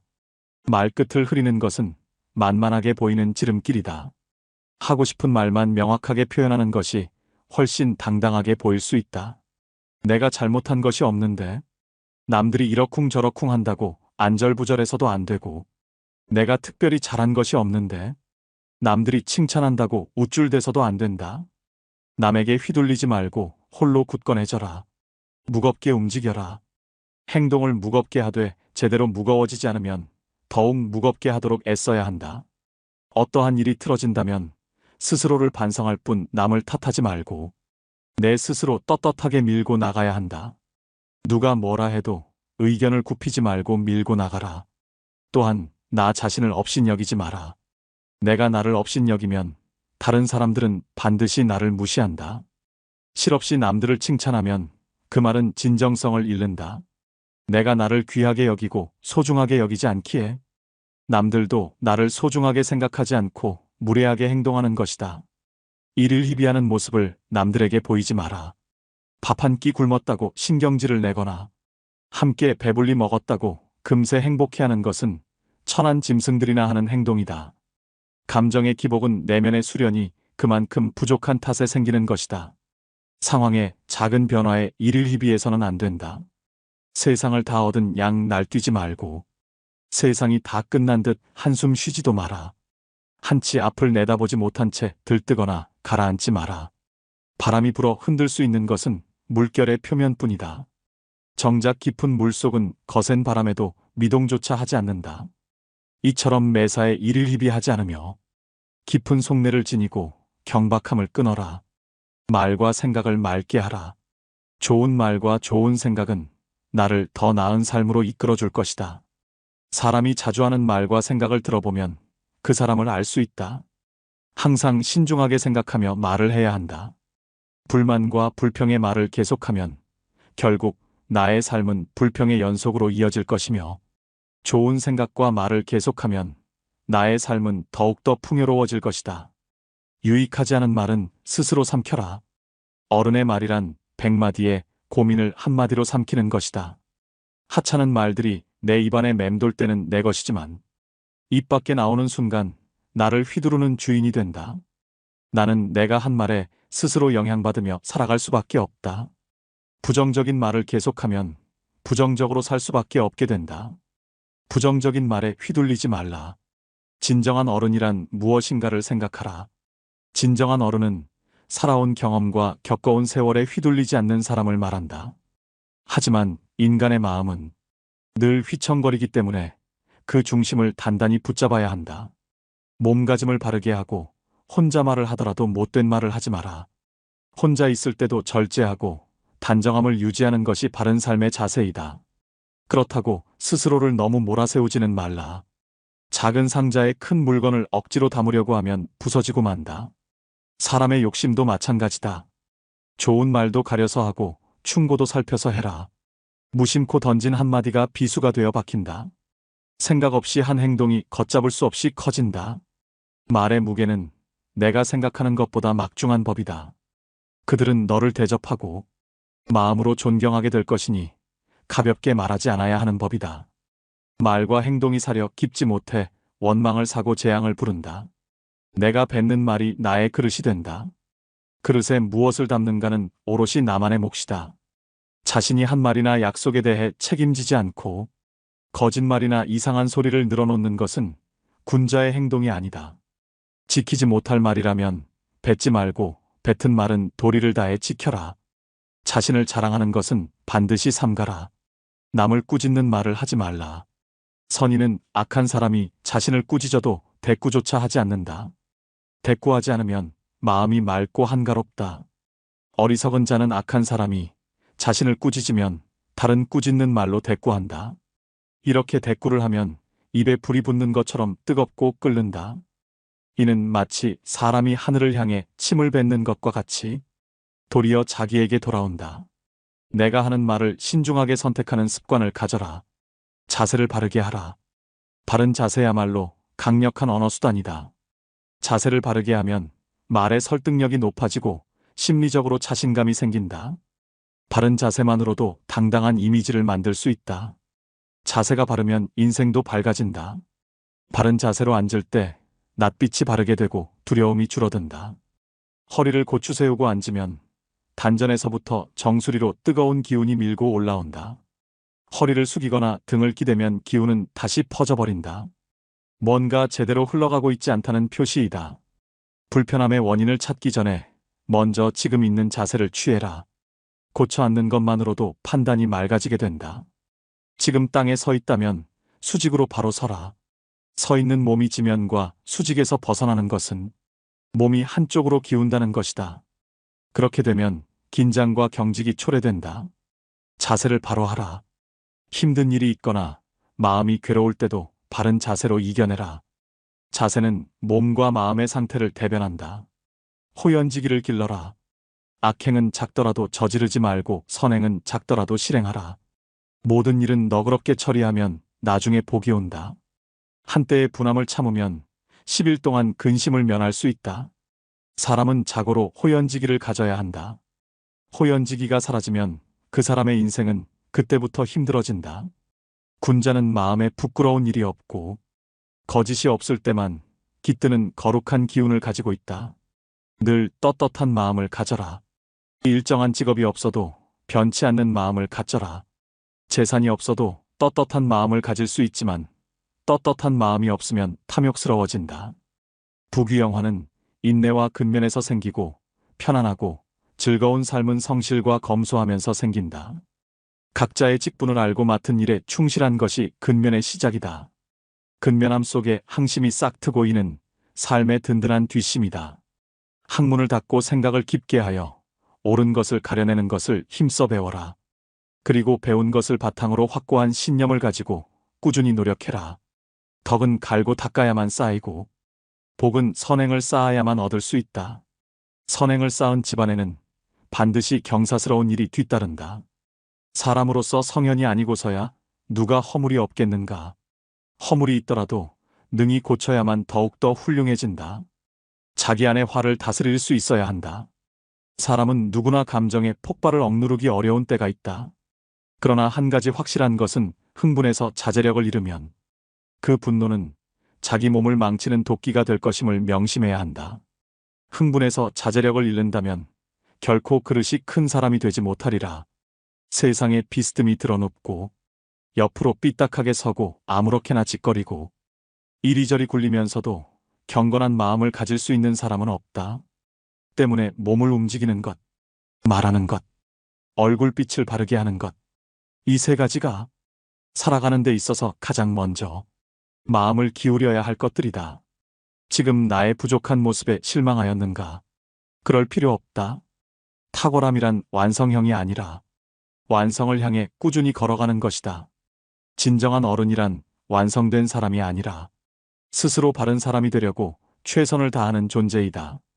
바른 길에서 벗어나지 않으려고 날마다 몸부림치는 일 자체가 어른이라는 증거이다. 어른스러움이란 나답게 사는 것이다. 세월을 거스르려 하지 않고 세월에 따라잡히지도 않고 그 나이에 맞게 사는 것이다. 어른으로 사는 것에 최소한의 조건은 부끄러움을 아는 것이다. 성인이란 끊임없이 스스로 돌이켜 반성하며 나날이 형성되는 사람들이다. 광인이란 제 자신의 재주만 믿고 남 탓만 하며 투덜거리다가 제풀에 지쳐 주저앉아 버리는 사람들이다. 마음의 귀를 기울일 줄 아는 사람이 부끄러움을 안다. 나의 모자란 점을 깨닫고 스스로 노력하는 것은 아무나 할 수 있는 일이 아니다. 혹시 그대가 보통보다 못한 사람이라는 생각이 든다면 전혀 그렇지 않다. 누구나 아는 가르침이라도 그것을 실천하는 일은 보통 일이 아니다. 인간을 만드는 것은 태어나면서 모든 기질이 아니라 살아가면서 만들어가는 태도다. 인생은 속도를 겨루는 시합이 아니다. 세월을 견디고 비바람을 버텨야 나이테가 쌓이니 조급해하지 말라. 살아가면서 겪는 세월 가운데 똑같은 날은 단 하루도 없다. 삶의 가장 큰 걸림돌은 결국 나 자신이다. 내 마음이 바뀌면 모든 것이 바뀐다. 용기는 두려워하지 않아도 될 것을 두려워하지 않는 지혜다. 지혜가 없으면 그 반대로 한다. 성공의 길은 다양하지만 실패의 길은 폭이 하나뿐이다. 하나의 길이 막혔다고 해서 실패한 것은 아니다. 마음을 단단하게 붙잡기 위해서는 먼저 흔들리는 마음을 인정해야 한다. 인생 또한 음악이 그러하듯 높은 소리와 낮은 소리가 어우러지는 것이니 너무 슬퍼하지 말라. 생각하기를 포기하면 살아가는데 급급해진다. 그러니 삶이 사납게 닥쳐올수록 생각하고 또 생각하라. 당장의 욕망에 휘둘리지 말고 내가 무엇을 욕망하고 있는지. 오늘 지혜의 말씀 어떠셨나요? 현대인들은 누구나 착한 사람 콤플렉스를 지니고 살아간다고 합니다. 저 역시도 그런 착한 사람 콤플렉스가 있어서 친구들 사이에서 호구라고 놀림을 당하기 일쑤입니다. 그냥 남들에게 싫은 소리 하느니 내가 손해보고 말지, 이런 마음으로 더럽고 치사해도 그냥 좋은 게 좋은 거라고 내가 손해보고 말았습니다. 하지만 내가 양보하고 배려하는 게 너무 당연한 것처럼 알고 이용하려는 사람을 보게 되면 그 사람이 너무 싫어집니다. 우리는 긍정의 말을 하는 것도 중요하지만 부정의 말을 제때에 할 수 있는 연습도 필요합니다. 나 자신을 상처받게 하는 것이고 나의 정신 건강마저 해치는 것입니다. 정약용 선생은 구체적으로 어떤 형태의 인간관계 관리법과 처세술에 대해 말씀해 주십니다. 무례한 사람에게 문제가 되는 발언임을 상기시켜주는 것, 되물어서 상황을 객관화하는 것, 상대가 사용한 부적절한 단어를 그대로 사용해 들려주는 것, 무성의하게 반응하는 것. 인생엔 희노애락이 있다지만 인생의 종착지까지 닿기까지 즐거운 날, 행복한 날보다 힘든 날이 더 많다고 합니다. 우리는 삶이 힘들고 어려울 때 삶의 내리막길로 간다고 표현합니다. 고된 삶의 내리막길에서도 정약용 선생의 말씀을 가슴에 새겨 인생 자체는 긍정적으로, 헛소리에는 단호하게 대처하시길 바랍니다. 21세기는 여성의 시대입니다.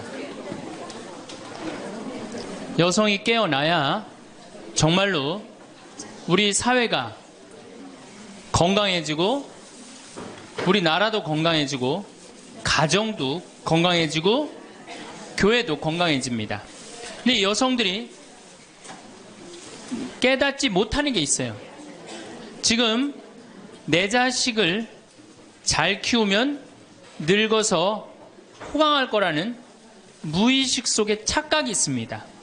또 하나는 내가 이루지 못한 꿈을 자식이 이룰 수 있을 거다, 이루어 줄 거라는 착각을 해요. 그런데 자식이 10살까지만 자식이라고 그래요. 10살 넘어서부터는 뭐예요? 자기 의견이 있고 자기 생각이 있고 자기 주장이 있으면서 떠나가기 시작하죠. 떠나가고 계속 떠나가는 거예요. 끝까지. 나이를 먹으면 먹을수록 가까워지는 게 아니라 어떻게 돼요? 나이를 먹으면 먹을수록 점점 멀어지는 게 자식입니다. 그러니까 21세기에 이 노인의 시대가 이제 도래를 했습니다. 불란서는 120년 만에 고령화 사회로 진입을 합니다. 근데 우리나라는 26년 만에 진입을 해버려요. 무슨 얘기냐? 지금 50, 60, 70대 되신 분들 이제 안 죽고 그대로 가는 거예요. 네. 그냥 불란서는 120년 동안 고령화 사회가 되면서 조금 죽었다가 보충되고 죽었다 보충되면서 조금씩 늘어났는데 우리는 그대로 이제 안 죽으면서 그대로 다 같이 가는 거예요. 이게 큰일이죠. 그럼 왜 안 죽느냐? 칫솔하고 페니실린 때문에 안 죽는다고 그래요. 칫솔. 이 칫솔이 나오기 전에는 이들이 다 상하니까 먹지 못하니까 빨리 죽잖아요. 근데 지금은 칫솔이 있어갖고 보통 60, 65살까지 가고 그 다음엔 또 이제 해 느니까. 그러니까 안 죽는 거예요. 영양 잘 공급되겠다. 페니실린이 있어갖고 뭐 병 들면 금방 고치겠다. 안 죽는 거예요. 얼마나 안 죽느냐? 지금부터 제가 하는 얘기를 잘 들으시기 바랍니다. 제가 경기도 광주 능평성당에 본당 신부로 있을 때 87살 먹은 루시아 할머니가 있었어요. 근데 이 할머니가 6.25 때 남으로 넘어왔어요. 근데 6.25 때 남편이 세상을 떠났어요. 그리고 아들 둘을 서울대, 고대, 상경대학을 졸업을 시켰어요. 혼자서 이렇게 아들들을 둘 다 은행장을 하고 있고 얼마나 할머니가 출세를 했어요. 그런데 이 할머니하고 아들 출세한 건 전혀 상관없어요.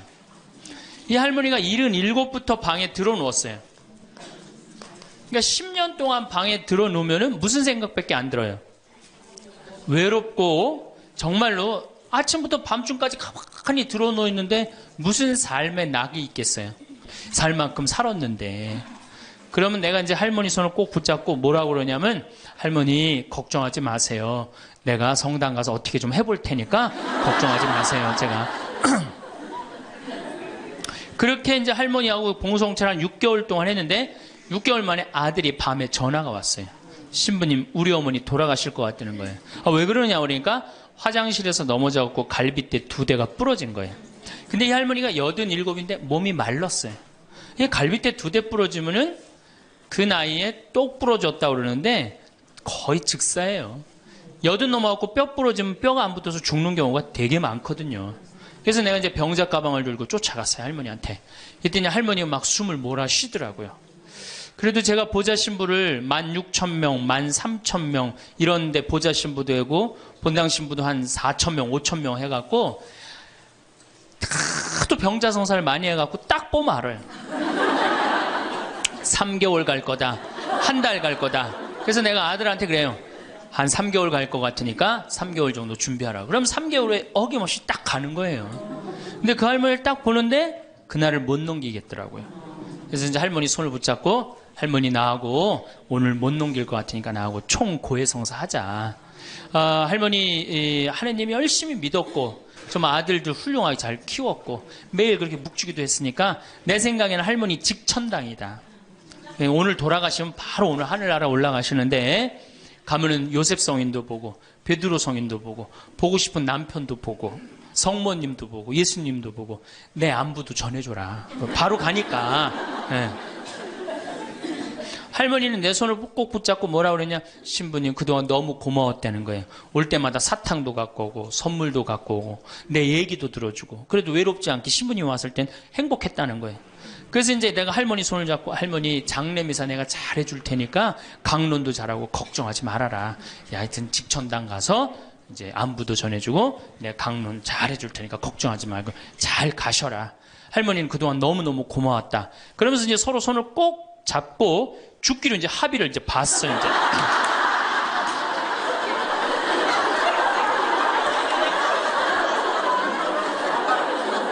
그래갖고 이제 본당에 와갖고 연령회장한테 연락을 했어요. 우리 그 루시아 할머니 돌아가실 것 같으니까 빨리 가서 임종경 해라. 그 사무장한테는 내가 이제 내일 아무래도 장례가 나을 것 같으니까 장례 준비를 해라. 이제 그리고 이제 기다리는데 일주일이 돼도 연락이 없고 2주일이 돼도 연락이 없는 거야. 한 달 만에 다시 봉성체 신청이 들어왔어요. 그래서 내가 가갖고 할머니한테 그래서 할머니 어떻게 된 거냐. 우리 살아서 안 보기로 하지 않았느냐. 근데 왜 살아있느냐. 그랬더니 할머니가 우리 아들들이 어머니 돌아가시면 안 된다고 삼성의료원에 데려다가 그걸 붙여갖고 온 거예요. 그래서 그때 이제 할머니가 이제 방에 누워갖고 그전에는 화장실이라도 다녔는데 이제는 이게 부러졌으니까 2년 동안 화장 못 가고 오줌똥을 며느리가 받아냈어요. 그 며느리도 참 착한 며느리죠. 90살이 됐어요. 이런 부활 때 돼갖고 내가 이제 봉송체를 나갔는데 할머니가 일어나서 나온 거예요. 날 마중을 나왔어요. 그리고 하시는 말씀이 신부님 이제 좀 일어나 다닐만 하다는 거예요. 이게 지금 가두션찬을 판국인데 일어나 다닐만 하다. 92살이 됐는데 이 할머니가 내가 성당을 줬는데 성당 어떻게 줬는지 구경하고 싶다고 이게 이불을 뒤집어 쓰고 성탄 전야미사에 나왔어요. 이제는 안 죽어요. 여러분들 정말로 내가 보통 이게 30년을 한 세대로 봅니다. 그렇죠? 그 60까지 결혼 30에서 60까지 정말 오래 사는 거예요. 근데 요즘은 이제 90까지 한 남자하고 60년을 살아요. 살만해요? 한 남자하고 한 여자하고 한 남자하고 부부로 만나서 딱 30년 사는 게 가장 맞대요. 그래서 그걸 30년을 한 세대로 보는 거예요. 근데 이게 더블로 사네. 한 남자랑. 저는 생각 잘했죠. 장가 안 가고 혼자 사는 게 정말 좋은 거예요. 마침 우리 고향 사람이야. 그래서 아주 참 내가 이뻐했죠, 마음으로. 근데 이 며느리가 애를 4을 낳았어요. 그게 참 착해요. 누가 봐도. 그래서 다 효녀라고 그랬어요. 효부라고 그러고. 이렇게 보면은 정말로 성당도 열심히 나오고 시어머니 시아버지도 잘 모시고. 근데 나한테 와서 이제 개인적으로 제가 여기 3년 전에 수원 고등동 성당에 95살 먹은 할머니가 오셔갖고 래프팅 하고 가셨어요. 배 타는 거 있죠? 그래서 내가 그때 그랬어. 할머니 참 죽기 전에 이렇게 래프팅도 하고 가니까 너무 좋다고 그랬더니 그 할머니가 나도 원이 없다고 이렇게 이 나이에 래프팅 배 타고 이 강에 래프팅을 했다고. 작년에 97인데 또 와서 또 하고 갔어요. 그러니까 여러분들 100살 산다는 거 지금 막연한 얘기가 아니에요. 여러분들 100살 산다는 게 확실하게 여러분들은 앞으로 남은 인생이 50년 남아있어요. 이렇게 오래 살 줄 모르고 지금부터 이제 중요한 얘기예요. 지금부터 잘 들어요. 지금부터 이렇게 오래 살 줄 모르고 있는 돈 없는 돈 자식한테 다 물려줬어. 얼마를 물려주느냐. 이게 이제 큰일이에요. 자식 대학 하나 졸업시키는데 2억 5천 들어갑니다. 둘 졸업시키면 5억이에요. 부부가 은퇴해서 죽을 때까지 우리가 지금 필요한 현금이 5억이에요. 자식 둘 대학만 안 보내면 뭐예요? 딱 노후대책연금 딱 확보하는 거예요. 그런데 우리가 지금 자식들 정말로 보낼 애들을 대학에 보내느냐. 지금 여러분들 20대 실업자가 100만 명이 넘어요. 걔네들 다 대학 나온 애들이에요. 독일은요, 얘가 똑똑하고 안 똑똑하고 중학교 때 갈라버려요. 그래서 대학 나오는 사람 별로 없어요. 그리고 중학교 때 머리 나쁜 놈은 어떻게 해? 기술 배워갖고 기술을 배워갖고 월급 별 차이 없어요. 근데 우리는 돌머리든 돌머리가 아니든 다 대학을 가잖아요. 그러니 이름으로 대학은 나왔고 기름칠하는 일을 하기 싫고 취직을 안 하는 거죠. 이걸 한량이라고 그럽니다. 한량. 그러니까 공장에는 일할 사람이 없고 실업자는 흘러넘치고 그래서 공장에 일할 사람을 채우기 위해서 캄보디아, 베트남에서 사람들이 오고 이게 우리나라가 망조로 가는 길 아닙니까? 여러분들 대학 공부할 애들이 사실은 몇 명이나 돼요.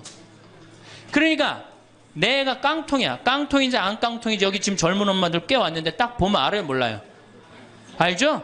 내가 정말로 1등을 하는 애인지 꼴등을 하는 애인지 금방 드러나잖아요. 여러분들이 포기를 못해서 그렇지.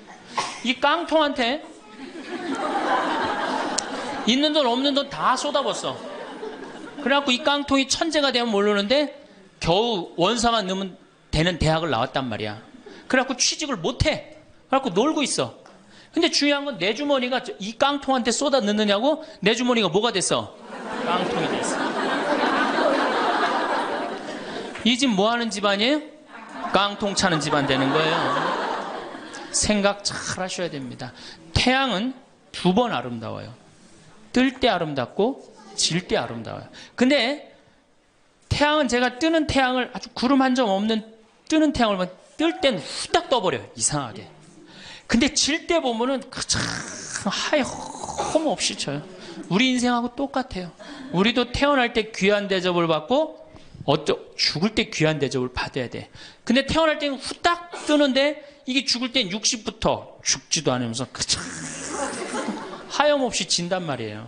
그러니 여러분들 이렇게 돈도 안 모아놓고 죽지도 않고 이 문제 심각하지 않아요? 이제 나이를 먹으면 세 가지가 이제 고통이 옵니다. 첫 번째, 몸이 아파요. 그렇죠? 60년, 70년 썼으면은 눈도 안 보이고 귀도 안 들리고 허리도 아프고 그렇죠? 네, 아픈 데 많아요. 그러니까 자꾸 짜증을 부립니다. 짜증을 자꾸 부리고 신경질을 자꾸 부려요. 그러니까 할머니들이 나이를 먹으면 먹을수록 도사가 돼야 되는데 나이를 먹으면 먹을수록 점점 애가 돼가는 거예요. 그러니까 손자 손녀들이 맨날 할머니 보고 우리 할머니 맨날 신경질 부린다고. 생각해보세요. 머리 하얗지 얼굴 쭈글쭈글해지 이빨은 빠져갖고 여기도 쭈글쭈글해지 웃어도 현찬을 판국에 거기서 막 신경질 부리고 짜증 부리면 어느 자식이 그걸 보면서 행복해하고 오랫동안 좋은 마음으로 모실 수 있어요. 그래서 저는 90살 넘은 장례미사 90살 먹은 할머니 장례미사를 본당 신부가 해줬는데 며느리가 70이다. 그러면은 본당 신부는 장례미사 하자마자 바로 교황청에 연락해갖고 이 70 먹은 며느리 90살까지 모시고 산 이 며느리 바로 교황청에 연락해서 시성식 해줘야 돼. 이 며느리 본당 신부 꼭 할 일이에요. 기적심사 필요 없어요. 그냥 90살까지 모시고 산 것만 해도 뭐예요? 기적이에요, 기적. 안 버리고. 제가 어저께 식사하면서 잠깐 그런 얘기 들었는데, 필리핀에 자식이 집 팔고 들어오면은 모시겠다고 그러는데 버린 자식이 있었다며요. 그리고 또 뭐 캐나다에 며칠 전에 또 어디에서 나왔다고 그러더라고. 자식이 그렇게. 여러분들, 그게요, 남 얘기 아니에요. 참 우리 지금 70대, 80대 된 할머니, 할아버지들한테 잘해야 돼요. 53년부터 62년까지 똥구멍이 찢어지게 가난하게 고생한 얘기 합니다. 전 정말 몰랐어요. 똥구멍이 찢어지게 가난하다는 얘기를 참 많이 들었는데, 그래서 할머니한테 한번 물어봤어요. 할머니, 똥구멍이 찢어진 게 뭐예요? 신부님, 말도 마십시오.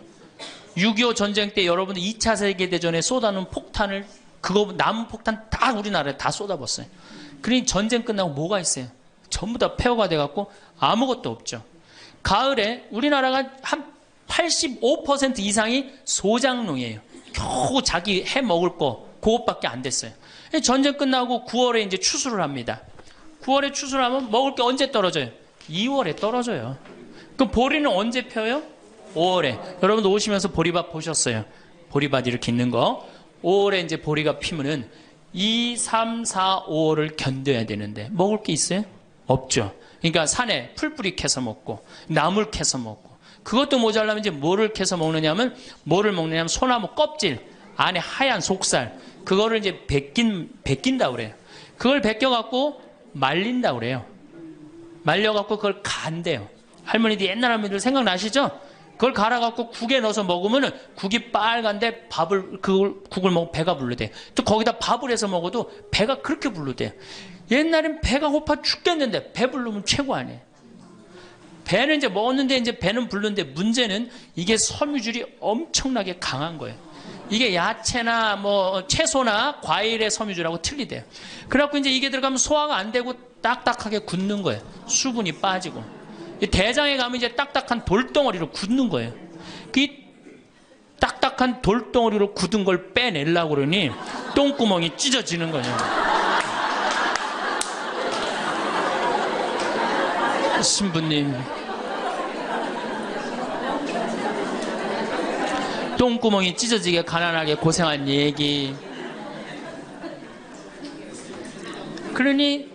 그리고 이제 내가 자식들을 이제 내 자식만은 고생을 시키지 않으려고 정말 내가 먹고 싶은 거, 쓰고 싶은 거, 다니고 싶은 거 안 하고 논 팔고 소 팔고 정말로 고생해서 내 자식을 키워놨는데, 내가 늙어서 이해해달라고 그러는데, 아니 이 10만 원을 갖다 줬으면 신부님 억울해서 못 살겠다, 분해서 못 살겠다, 그 얘기를 해요.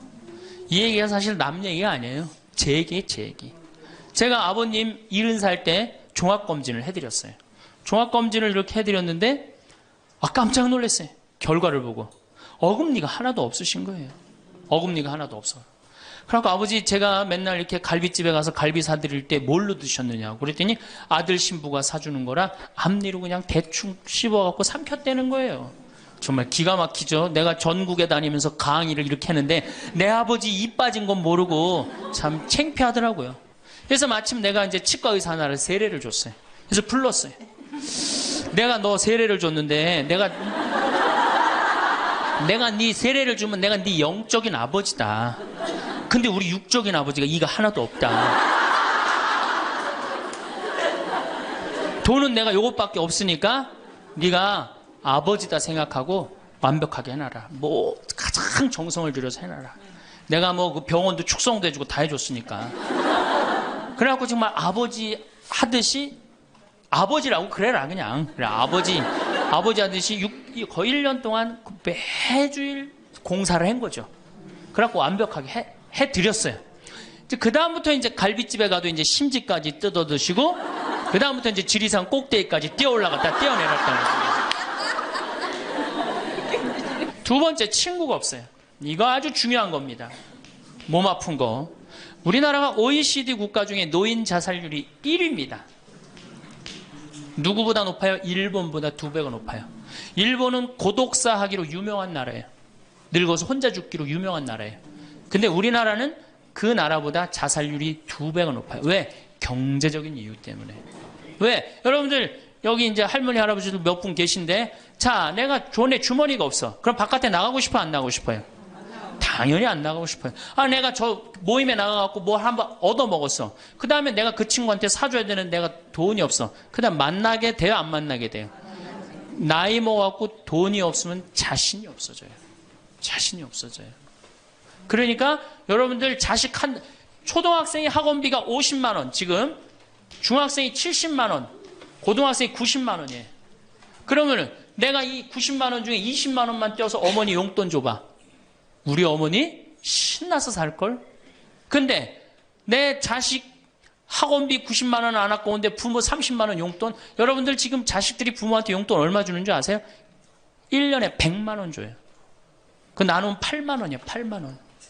그걸 받으려고 있는 돈 없는 돈 대동아 전쟁부터 고생해가면서 그렇게 키워요? 이제는 부모 자식지간의 효의 개념은 끝났어요. 효는 끝났다고 그래요. 많은 사회학자들이 효는 끝났다. 사랑만 남아있다는 거예요. 이 얘기도 이제 제가 곧 할 거예요. 자, 친구가 없으니까 속이 좁아져요. 그렇겠어요? 안 그렇겠어요? 아니, 친구들이 있으면 얘기도 좀 하고 속도 풀고 그러면 속이 좀 이게 맺혔던 것도 풀잖아요. 집안에서 이제 친구가 없으니까 가만히 방 안에서 이제 뒷방 벽에 이제 어느 학자가 우리나라 노인을 뭐라 그래? 쥐처럼 깜깜한 방에서 웅크리고 앉아있다고 그래요. 우리 할머니들이 내가 봉송체 가면 하고 있는 일이 깜깜한 방에서 진짜 웅크리고 앉아있어요. 쥐처럼. 그러니까 할 일이 뭐가 있어? 벽에다가 인생 복귀하는 거죠. 대동아 전쟁 생각하고 한숨 한 번 쉬고 6.25 생각하고 한숨 한 번 쉬고 이빨 안 해준 거 생각하고 한숨 한 번 쉬고 여름에 냉면을 먹고 싶어. 그러면은 큰아들이 사줄래나 둘째 아들이 사줄래나 막내 아들이 사줄래나 기다리는데 한 놈도 안 사줘. 그러면 언제 그걸 갖고 있다가 터트려요? 추석 때 터트립니다. 내가 옆집 할망구는 그 자식들이 와서 갈비도 사주고 냉면도 사줬다는데 나는 자식이 6, 7인데 나한테 냉면 사주는 자식 하나도 없다고. 냉면이 얼마나 해요? 5,000원, 10,000원이면 하죠? 그럼 자기 돈으로 사 먹으면 되는데 우리 할머니, 할아버지들은 자기가 자기를 위해서 돈 쓰는 걸 할 줄 알아요? 몰라요? 몰라요. 정말 이거 큰 문제예요. 냉면 먹고 싶으면은 상해 가서 사 먹으면 될 거 아니야. 그런데 그걸 기다리고 앉아있어. 그러니까 한을 쌓는 거지. 5,000원을 가지고. 큰아들이 사줄래나 둘째 아들은 사 먹으면 되는 걸. 그럼 행복한데. 그래갖고 이제 냉면 못 얻어먹은 거 아들이 이제 퇴근해갖고 들어옵니다. 아들이 퇴근해갖고 들어오면요. 참 문제는 뭐냐면은 아들이 들어오면은 어떻게 하면 돼? 내가 여러분들 나이 먹어갖고 싸움을 안 걸면요. 자식들이 말을 안 해줍니다. 그러니까 아들하고 싸움을 거는 거예요. 너 이빨 10년 전에 안 해줘갖고 나 이거 쪼글쪼글 해갖고 이제 아무것도 못한다고 그러더라. 아들이 듣다 어머니 그만하세요. 한 번만 하면 100번째예요. 그럼 이게 안 먹히나 보다 그래서 방에 들어왔고 또 이제 벽에다 복귀한 것 중에 그래 냉면 못 얻어먹은 거 들고 쫓아나가. 옆집 할망구 냉면도 얻어먹었다는 난 냉면도 못 얻어먹었다. 그럼 아들이 한마디 합니다. 어머니 그러려면 나가 죽어라. 몸 아프죠? 친구 없죠? 뭐만 남으냐면 자존심만 남습니다. 근데 그 자존심에 나가 죽어라? 그럼 미치는 거예요. 어디 가서 자식이 나가 죽으라고 그러는데 얘기할 때가 있어요, 없어요? 여러분들 나가 죽으라고 그러는 거 아들이 50%, 며느리가 16%, 딸이 14%, 그 다음에 늙은 부부가 서로 나가 죽으라고 20%. 나가 죽으라는 말 듣는 비율이 그렇대요. 그냥 어디 가서 얘기하긴 창피하고 또 이제 본당 신부를 또 찾아옵니다. 이제. 그래서 저한테 얘기를 해요. 신부님 내 말 좀 들어보라고. 이제 할머니가 이제 또 내 말 좀 들어보라고 그러면 이제 또 대동아 전쟁부터 이제 시작을 합니다. 해방, 6.25, 똥구멍이 찢어지게 가는. 내가 이렇게 키웠는데 나부로 나가 죽으라고 그런다고. 이제 늙었으니까 필요 없다고 나부로 나가 죽으라고 그런다고. 여러분들 그런 소리 이제 듣습니다. 왜 죽지도 않고 이렇게 오래 사느냐고 분명히 자식들한테 그런 소리 들어요. 100살까지 산다고 생각해봐요. 그것도 자식한테 얹혀서 100살 산다고 생각해보세요. 이제는 자식하고 늙어서 같이 산다는 생각은 꿈도 꾸면 안 돼요. 늙어서 이제 나 어떻게 살아야 돼? 나 혼자 자식한테 폐 안 끼치고 오래 사는 게 누구하고 좋은 관계 유지하는 거야? 자식하고 좋은 관계 유지하는 거예요. 어쨌든 나가 죽으라고 그러니까 이제 미치는 거죠. 그래갖고 이제 다 다 듣고 이제 할머니가 나한테 그래. 신부님 나 꽃동네 좀 바래다 줄라. 난 자존심 상해서 저 집에서 도저히 못 살겠다. 그럼 내가 할머니한테 그래. 할머니 꽃동네 아무나 가는 게 아니에요. 안 돼요.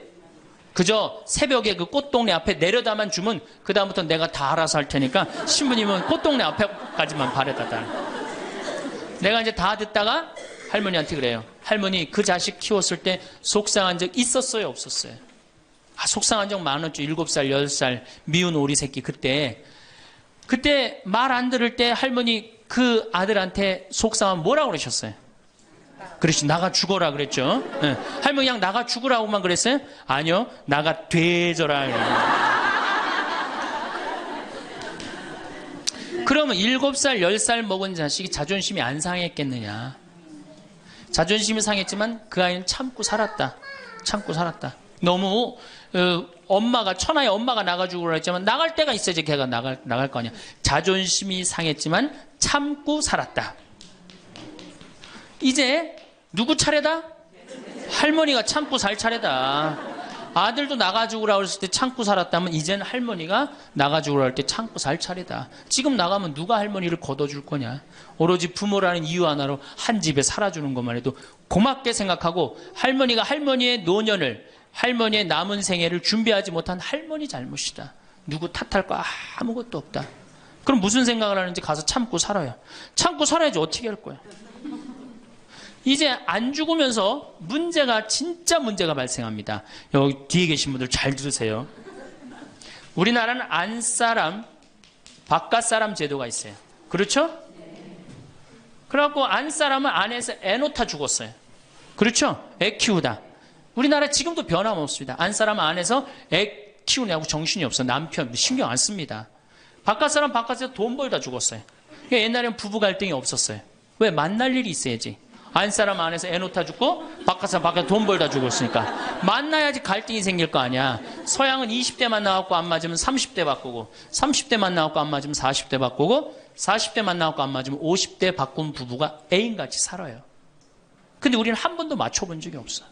위해준 적도 없고. 제가 재작년에 그 스톡홀름을 여행을 갔었는데 비행기 시간이 오래 좀 하루를 거의 기다렸어야 돼요.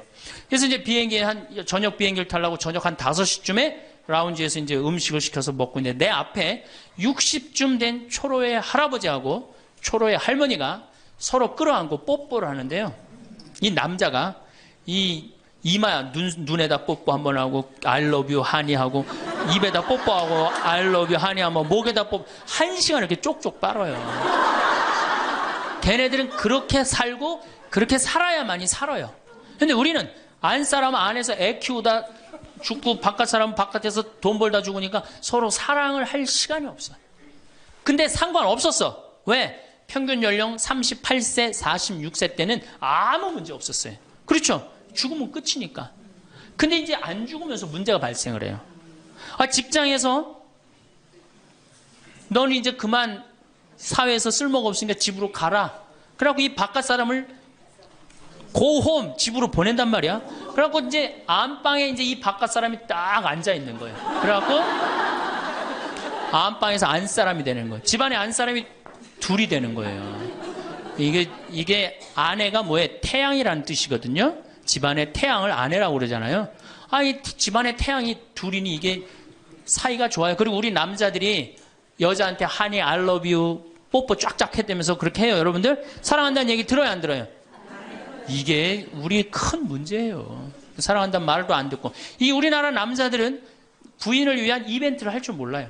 그러니까 이게 어떻게 있느냐면 가을 젖은 낙엽 땅바닥에 붙어 있듯이 쫙 부인한테 붙어 있으면서 밥 새끼 따박따박 그냥 받아먹고 끝난단 말이야. 설거지를 하기라나 뭘 하기라나. 그러니 미치는 거죠.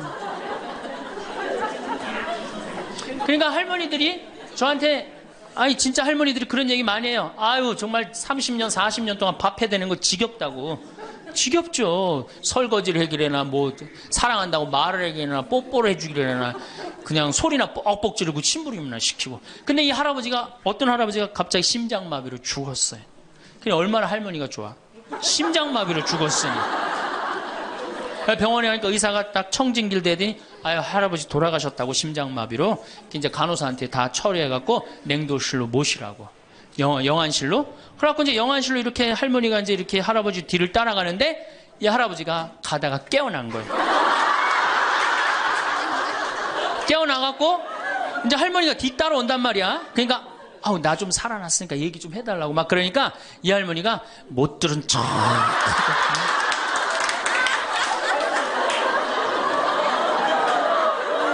할아버지가 조금 있으면 완전히 이제 냉동고로 들어가게 생겼단 말이야. 말은 안 나오고 더 애절하게 나 좀 살아났으니까 얘기 좀 해달라고. 그러니까 이 할머니 하시는 말씀이 할아버지 다리를 치면서 이 양반아 의사가 죽었대는데 왜 이렇게 말이 많으냐고.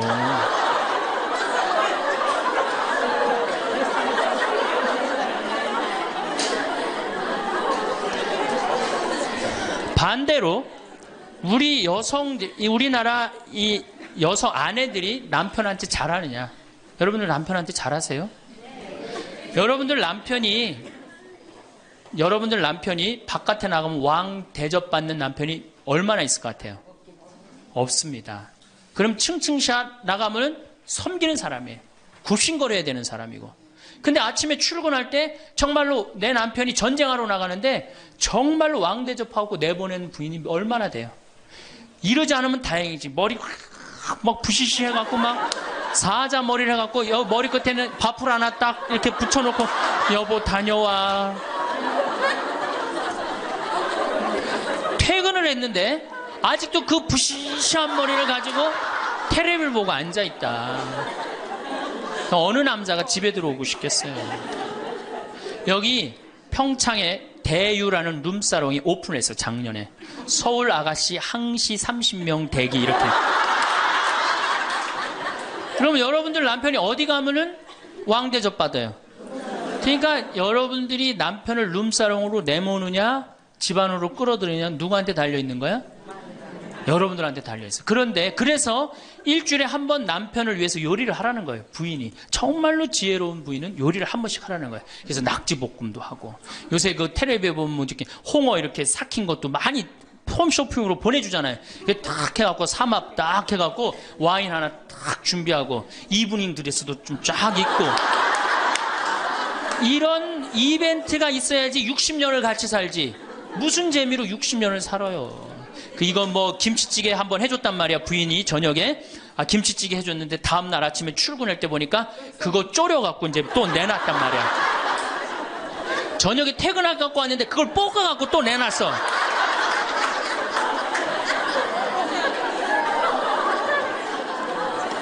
여러분들 자식한테 쏟는 거 반만 남편한테 해보세요. 여러분들 아마 얻고 살 거예요. 나이 먹어서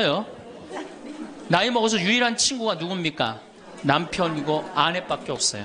제가 평택에서 본당 신부를 할 때 할머니 한 분이 남편이 평생 바람 피고 노름하고 술 먹고 나가서 딴살림했어요.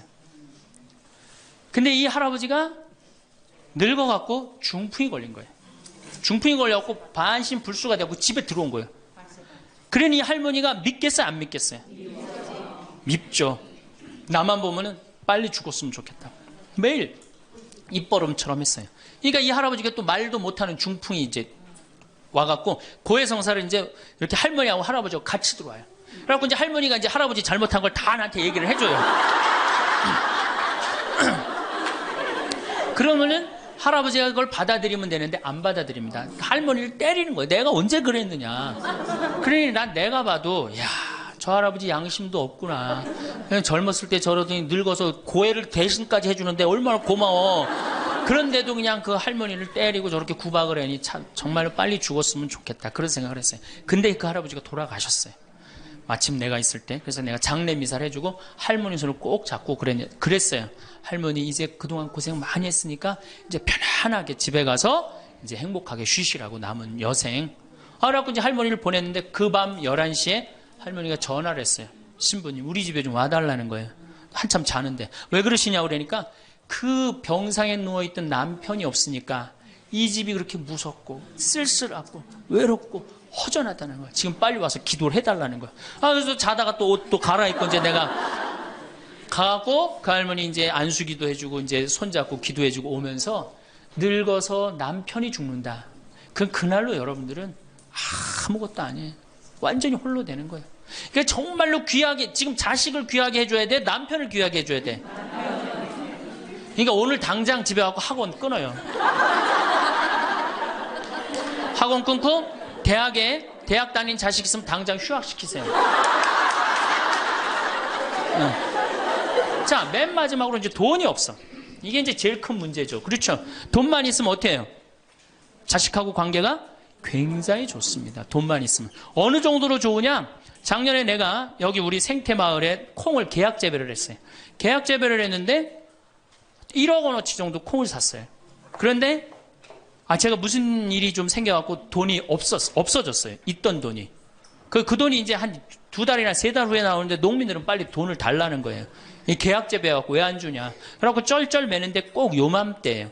우리 어머니가 딱 오시더니 아들이 막 쩔쩔 매고 사람들이 막 농민들이 왔다 갔다 하는 걸 보고 왜 그러시냐고 신부님. 그래서 내가 원래 계약 재배를 했는데 돈이 원래 한 2억이 들어오기로 했는데 그 돈이 안 들어와갖고 내가 지금 못 줘서 지금 너무너무 당황스럽다고. 그냥 그 얘기만 저는 했어요. 근데 어머니가 일주일 동안 있기로 하셨는데 그날 그냥 집에 가시더라고요. 우리 누나한테 가자 그랬더니 차로 가셨어요. 다음날 어머니가 전화를 하셨어요. 신부님, 내가 그 돈 해서 보냈다는 거예요. 하루 만에 어머니가 그 엄청난 돈을 해서 보낸 거예요. 아들이 그냥 뭐 그런 거 고생하는 거 보기 싫은 거지. 그래갖고 그 돈을 해갖고 싹 일주일 만에 싹 정리했어요. 나는 어머니가 얼마나 고마운 줄 몰라요. 저는요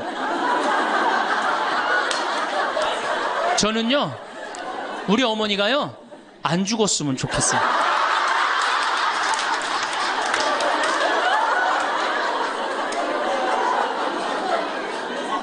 얼마나 좋아요. 은행이 이렇게 꿔주겠어요? 은행이 꿔줘요? 그러니까 나이를 먹어갖고 자식한테 줄 수 있는 게 있어야 돼요. 근데 한꺼번에 다 주면 안 돼. 조금씩. 그리고 그 자식이 나한테 돌려주는 게 있는 자식한테 줘야지, 줬는데 안 주는 자식은 싹수가 노란 거예요. 그래서 그 자식한테는 주지 말고 내가 줬는데 나한테 준다. 그럼 그 자식한테 계속 잘해주면. 그래서 저는 어머니하고 자식 지간이 기브 앤드 테이크야. 죽을 때까지 기브 앤드 테이크를 해야지 서로 행복한 거예요. 네. 그래서 우리 자식들은 용돈 많이 드립니다. 어머니 아버지한테. 우리 어머니 아버지 이렇게 한 1년에 받는 용돈을 가만히 들어보니까 한 연봉 한 2천만 원 정도 되더라고요. 2천만 원이면 괜찮잖아요. 그럼 그 돈 당신 위해서 씁니까? 또 누구한테 써요?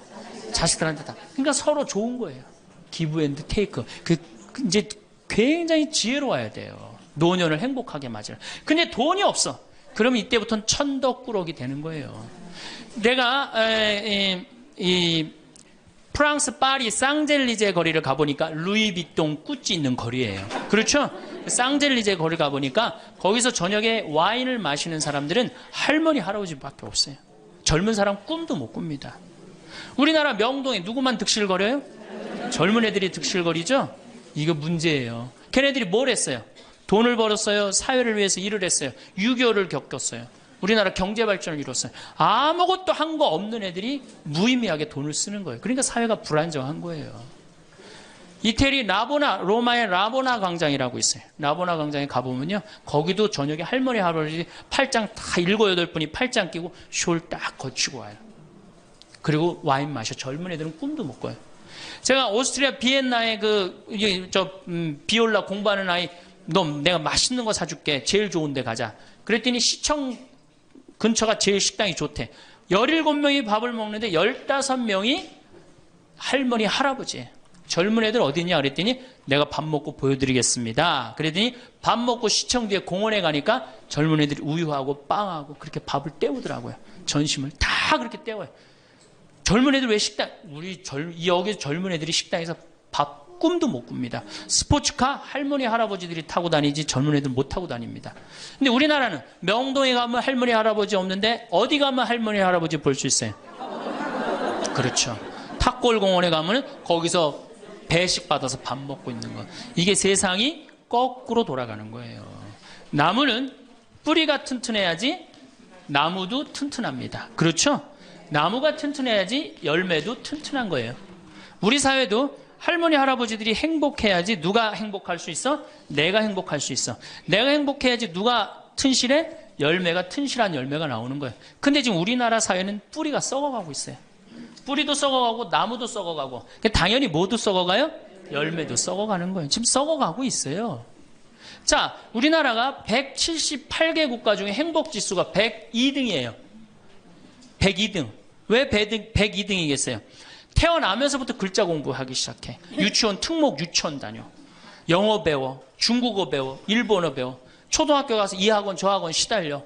공부 못하면 완전히 나쁜 놈이야. 이 세상에서 정말 부모한테 불효자야. 중고등학교 그래서 딱 자괴감 느껴. 대학교 가서 또 취직해야 돼. 그냥 죽어라고 입사 시험 보는데 실업자가 100만 명 20대가 넘어. 대학을 졸업해도 취직도 못해.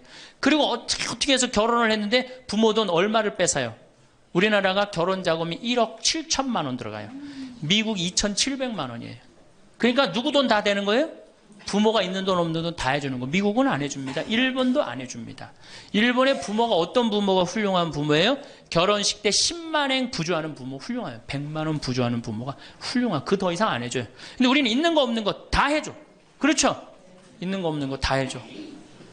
근데 자식이 죽으면 딱 좋은데 죽지도 않고 그걸 받은 은혜를 알아 몰라요. 받은 놈들은 끝까지 모릅니다. 이 열매 벌써 썩었어요. 그러니까 결혼해서도 자식 키우느냐고 고생, 집 얻느냐고 고생, 늙어서도 제대로 노년을 행복하게 즐기지 못해. 여행도 못 다니고 뒷방에 웅크리고 있어. 애들 때도 괴롭고 결혼해서도 괴롭고 늙어서도 괴로워. 그러니까 행복지수가 몇 등이야? 102등이에요. 이게 다 누가 만들어내는 거예요? 여성이 깨어나야 되는 거예요. 여성이 깨어나야지 우리 사회가, 저는 이 세상에서 대한민국처럼 살기 좋은 나라 없다고 생각해요. 누가 뭐라 해도 대한민국이 세계에서 제일 살기 좋아요. 음식점에 가면 물 공짜로 주는 나라 어디밖에 없어요? 대한민국밖에 없어요. 다 사 먹어야 돼요. 이 환경 하나만 해도 기가 막힌 거예요. 더 기가 막힌 거 뭔지 아세요? 아니, 밥 먹었는데 커피도 공짜로 줘. 이게 정말 좋은 나라예요. 근데 왜 우리가 다 불행하다고 느끼느냐? 이 질서가 무너졌기 때문이에요. 여러분들은 노년에 행복한 노년을 가져야 돼. 살다 보면 무례한 사람을 만나기 마련입니다. 그들은 내게 당혹감을 안기고 상처를 주며 자존감을 뒤흔들어 놓습니다. 어떤 인간관계는 유지를 하는 그 자체만으로 지나치게 에너지가 들 때가 있습니다. 은연중에 나를 자꾸 깎아내리며 만만하게 대하는 친구가 있습니다. 오늘 옷이 왜 이래? 안 좋은 일 있어? 얼굴이 왜 그래?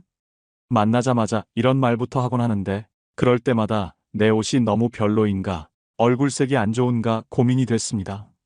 왜 자꾸 사람들은 남을 깎아내리려 하는 걸까? 사람은 누구나 잘나고 싶어 합니다.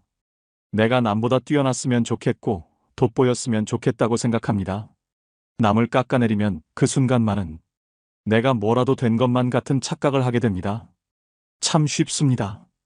별다른 노력 없이 비난과 험담 몇 마디면 충분하니까. 그럼 잠시나마 모래성 같은 우월감을 느낄 수 있습니다. 우린 종종 시소를 타는 것처럼 상대가 올라가면 내가 내려가고 상대가 내려가면 내가 올라간 것처럼 느낍니다. 아주 큰 착각입니다. 상대가 올라가든 내려가든 간에 내 위치는 변함이 없습니다. 무례한 이들에게 현명하게 감정의 동의 없이 당신 지금 선 넘었어 라고 알려줄 방법은 없을까요? 오늘은 다산 정약용 선생의 지혜의 말씀으로 남들에게 만만하게 보이지 않는 법을 들어보겠습니다. 주변의 무례한 사람으로부터 나를 적절하게 지킬 수 있는 지혜가 무엇인지 여러분의 마음에 잘 새겨졌으면 좋겠습니다. 남이 내게 함부로 군다면 스스로를 돌아보라. 내가 행동하는 대로 남들은 나를 대한다. 남들이 나를 업신여기는 이유는 내가 그들에게 만만하게 보이기 때문이다. 윗사람이 나를 능멸하거나 아랫사람이 무시하는 것도 마찬가지로 내가 그들에게 만만하게 보였기 때문이다. 나에게 감히 남이 범접할 수 없는 당당한 기상이 있어야 한다. 그래야 남들이 나를 얕보지 못할 것이다. 상처받았다면 무심코라도 웃지 마라. 무례한 사람에게는 제대로 대응해야 다음번에 그런 일이 발생하지 않는다. 대응할 말이 생각나지 않는다면 눈빛으로라도 불쾌함을 드러내라.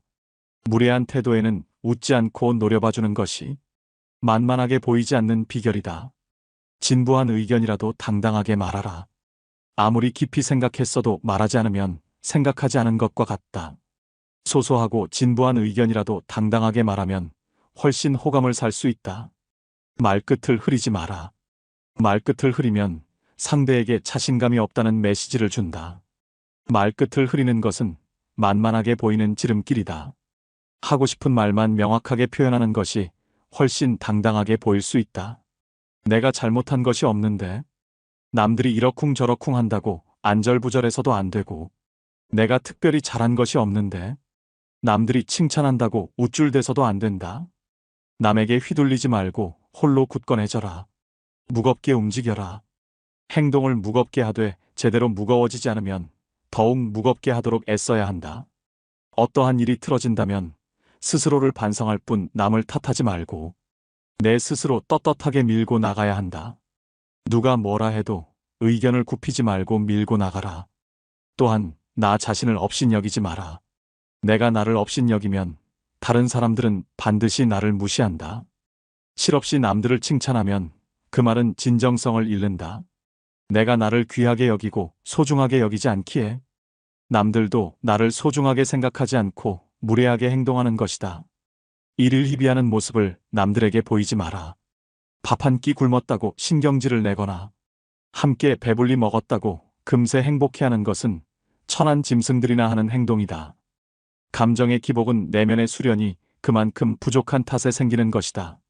상황의 작은 변화에 이를 희비해서는 안 된다. 세상을 다 얻은 양 날뛰지 말고 세상이 다 끝난 듯 한숨 쉬지도 마라. 한치 앞을 내다보지 못한 채 들뜨거나 가라앉지 마라. 바람이 불어 흔들 수 있는 것은 물결의 표면뿐이다. 정작 깊은 물속은 거센 바람에도 미동조차 하지 않는다. 이처럼 매사에 이를 희비하지 않으며 깊은 속내를 지니고 경박함을 끊어라. 말과 생각을 맑게 하라. 좋은 말과 좋은 생각은 나를 더 나은 삶으로 이끌어줄 것이다. 사람이 자주 하는 말과 생각을 들어보면 그 사람을 알 수 있다. 항상 신중하게 생각하며 말을 해야 한다. 불만과 불평의 말을 계속하면 결국 나의 삶은 불평의 연속으로 이어질 것이며, 좋은 생각과 말을 계속하면 나의 삶은 더욱더 풍요로워질 것이다. 유익하지 않은 말은 스스로 삼켜라. 어른의 말이란 100마디에 고민을 한마디로 삼키는 것이다. 하찮은 말들이 내 입안에 맴돌 때는 내 것이지만 입 밖에 나오는 순간 나를 휘두르는 주인이 된다. 나는 내가 한 말에 스스로 영향받으며 살아갈 수밖에 없다. 부정적인 말을 계속하면 부정적으로 살 수밖에 없게 된다. 부정적인 말에 휘둘리지 말라. 진정한 어른이란 무엇인가를 생각하라. 진정한 어른은 살아온 경험과 겪어온 세월에 휘둘리지 않는 사람을 말한다. 하지만 인간의 마음은 늘 휘청거리기 때문에 그 중심을 단단히 붙잡아야 한다. 몸가짐을 바르게 하고 혼자 말을 하더라도 못된 말을 하지 마라. 혼자 있을 때도 절제하고 단정함을 유지하는 것이 바른 삶의 자세이다. 그렇다고 스스로를 너무 몰아세우지는 말라. 작은 상자에 큰 물건을 억지로 담으려고 하면 부서지고 만다. 사람의 욕심도 마찬가지다. 좋은 말도 가려서 하고 충고도 살펴서 해라. 무심코 던진 한마디가 비수가 되어 박힌다. 생각 없이 한 행동이 걷잡을 수 없이 커진다. 말의 무게는 내가 생각하는 것보다 막중한 법이다. 그들은 너를 대접하고 마음으로 존경하게 될 것이니 가볍게 말하지 않아야 하는 법이다. 말과 행동이 사려 깊지 못해 원망을 사고 재앙을 부른다. 내가 뱉는 말이 나의 그릇이 된다. 그릇에 무엇을 담는가는 오롯이 나만의 몫이다. 자신이 한 말이나 약속에 대해 책임지지 않고 거짓말이나 이상한 소리를 늘어놓는 것은 군자의 행동이 아니다. 지키지 못할 말이라면 뱉지 말고 뱉은 말은 도리를 다해 지켜라. 자신을 자랑하는 것은 반드시 삼가라. 남을 꾸짖는 말을 하지 말라. 선인은 악한 사람이 자신을 꾸짖어도 대꾸조차 하지 않는다. 대꾸하지 않으면 마음이 맑고 한가롭다. 어리석은 자는 악한 사람이 자신을 꾸짖으면 다른 꾸짖는 말로 대꾸한다. 이렇게 대꾸를 하면 입에 불이 붙는 것처럼 뜨겁고 끓는다.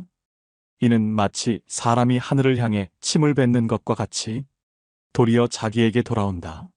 내가 하는 말을 신중하게 선택하는 습관을 가져라. 자세를 바르게 하라. 바른 자세야말로 강력한 언어수단이다. 자세를 바르게 하면 말의 설득력이 높아지고 심리적으로 자신감이 생긴다. 바른 자세만으로도 당당한 이미지를 만들 수 있다. 자세가 바르면 인생도 밝아진다. 바른 자세로 앉을 때 낯빛이 바르게 되고 두려움이 줄어든다. 허리를 고추 세우고 앉으면 단전에서부터 정수리로 뜨거운 기운이 밀고 올라온다. 허리를 숙이거나 등을 기대면 기운은 다시 퍼져버린다. 뭔가 제대로 흘러가고 있지 않다는 표시이다. 불편함의 원인을 찾기 전에 먼저 지금 있는 자세를 취해라. 고쳐 앉는 것만으로도 판단이 맑아지게 된다. 지금 땅에 서 있다면 수직으로 바로 서라. 서 있는 몸이 지면과 수직에서 벗어나는 것은 몸이 한쪽으로 기운다는 것이다. 그렇게 되면 긴장과 경직이 초래된다. 자세를 바로 하라. 힘든 일이 있거나 마음이 괴로울 때도 바른 자세로 이겨내라. 자세는 몸과 마음의 상태를 대변한다. 호연지기를 길러라. 악행은 작더라도 저지르지 말고 선행은 작더라도 실행하라. 모든 일은 너그럽게 처리하면 나중에 복이 온다. 한때의 분함을 참으면 10일 동안 근심을 면할 수 있다. 사람은 자고로 호연지기를 가져야 한다. 호연지기가 사라지면 그 사람의 인생은 그때부터 힘들어진다. 군자는 마음에 부끄러운 일이 없고 거짓이 없을 때만 깃드는 거룩한 기운을 가지고 있다. 늘 떳떳한 마음을 가져라. 일정한 직업이 없어도 변치 않는 마음을 갖져라. 재산이 없어도 떳떳한 마음을 가질 수 있지만 떳떳한 마음이 없으면 탐욕스러워진다. 부귀영화는 인내와 근면에서 생기고 편안하고 즐거운 삶은 성실과 검소하면서 생긴다. 각자의 직분을 알고 맡은 일에 충실한 것이 근면의 시작이다. 근면함 속에 항심이 싹 트고 이는 삶의 든든한 뒷심이다. 학문을 닫고 생각을 깊게 하여 옳은 것을 가려내는 것을 힘써 배워라. 그리고 배운 것을 바탕으로 확고한 신념을 가지고 꾸준히 노력해라. 덕은 갈고 닦아야만 쌓이고 복은 선행을 쌓아야만 얻을 수 있다. 선행을 쌓은 집안에는 반드시 경사스러운 일이 뒤따른다. 사람으로서 성현이 아니고서야 누가 허물이 없겠는가. 허물이 있더라도 능히 고쳐야만 더욱더 훌륭해진다. 자기 안의 화를 다스릴 수 있어야 한다. 사람은 누구나 감정의 폭발을 억누르기 어려운 때가 있다. 그러나 한 가지 확실한 것은 흥분해서 자제력을 잃으면 그 분노는 자기 몸을 망치는 도끼가 될 것임을 명심해야 한다. 흥분해서 자제력을 잃는다면 결코 그릇이 큰 사람이 되지 못하리라. 세상에 비스듬히 드러눕고 옆으로 삐딱하게 서고 아무렇게나 짓거리고 이리저리 굴리면서도 경건한 마음을 가질 수 있는 사람은 없다. 때문에 몸을 움직이는 것, 말하는 것, 얼굴빛을 바르게 하는 것, 이 세 가지가 살아가는 데 있어서 가장 먼저 마음을 기울여야 할 것들이다. 지금 나의 부족한 모습에 실망하였는가? 그럴 필요 없다. 탁월함이란 완성형이 아니라 완성을 향해 꾸준히 걸어가는 것이다. 진정한 어른이란 완성된 사람이 아니라 스스로 바른 사람이 되려고 최선을 다하는 존재이다. 바른 길에서 벗어나지 않으려고 날마다 몸부림치는 일 자체가 어른이라는 증거이다. 어른스러움이란 나답게 사는 것이다. 세월을 거스르려 하지 않고 세월에 따라잡히지도 않고 그 나이에 맞게 사는 것이다. 어른으로 사는 것에 최소한의 조건은 부끄러움을 아는 것이다. 성인이란 끊임없이 스스로 돌이켜 반성하며 나날이 형성되는 사람들이다. 광인이란 제 자신의 재주만 믿고 남탓만 하며 투덜거리다가 제풀에 지쳐 주저앉아 버리는 사람들이다. 마음의 귀를 기울일 줄 아는 사람이 부끄러움을 안다. 나의 모자란 점을 깨닫고 스스로 노력하는 것은 아무나 할 수 있는 일이 아니다. 혹시 그대가 보통보다 못한 사람이라는 생각이 든다면 전혀 그렇지 않다. 누구나 아는 가르침이라도 그것을 실천하는 일은 보통 일이 아니다. 인간을 만드는 것은 태어나면서 모든 기질이 아니라 살아가면서 만들어가는 태도다. 인생은 속도를 겨루는 시합이 아니다. 세월을 견디고 비바람을 버텨야 나이테가 쌓이니 조급해하지 말라. 살아가면서 겪는 세월 가운데 똑같은 날은 단 하루도 없다. 삶의 가장 큰 걸림돌은 결국 나 자신이다. 내 마음이 바뀌면 모든 것이 바뀐다. 용기는 두려워하지 않아도 될 것을 두려워하지 않는 지혜다. 지혜가 없으면 그 반대로 한다. 성공의 길은 다양하지만 실패의 길은 포기 하나뿐이다. 하나의 길이 막혔다고 해서 실패한 것은 아니다. 마음을 단단하게 붙잡기 위해서는 먼저 흔들리는 마음을 인정해야 한다. 인생 또한 음악이 그러하듯 높은 소리와 낮은 소리가 어우러지는 것이니 너무 슬퍼하지 말라. 생각하기를 포기하면 살아가는데 급급해진다. 그러니 삶이 사납게 닥쳐올수록 생각하고 또 생각하라. 당장의 욕망에 휘둘리지 말고 내가 무엇을 욕망하고 있는지. 오늘 지혜의 말씀 어떠셨나요? 현대인들은 누구나 착한 사람 콤플렉스를 지니고 살아간다고 합니다. 저 역시도 그런 착한 사람 콤플렉스가 있어서 친구들 사이에서 호구라고 놀림을 당하기 일쑤입니다. 그냥 남들에게 싫은 소리 하느니 내가 손해보고 말지, 이런 마음으로 더럽고 치사해도 그냥 좋은 게 좋은 거라고 내가 손해보고 말았습니다. 하지만 내가 양보하고 배려하는 게 너무 당연한 것처럼 알고 이용하려는 사람을 보게 되면 그 사람이 너무 싫어집니다. 우리는 긍정의 말을 하는 것도 중요하지만 부정의 말을 제때에 할 수 있는 연습도 필요합니다. 나 자신을 상처받게 하는 것이고 나의 정신 건강마저 해치는 것입니다. 정약용 선생은 구체적으로 어떤 형태의 인간관계 관리법과 처세술에 대해 말씀해 주십니다.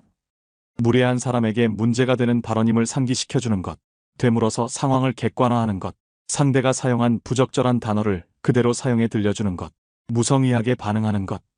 인생엔 희노애락이 있다지만 인생의 종착지까지 닿기까지 즐거운 날, 행복한 날보다 힘든 날이 더 많다고 합니다.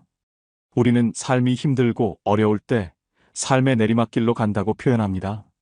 고된 삶의 내리막길에서도 정약용 선생의 말씀을 가슴에 새겨 인생 자체는 긍정적으로, 헛소리에는 단호하게 대처하시길 바랍니다.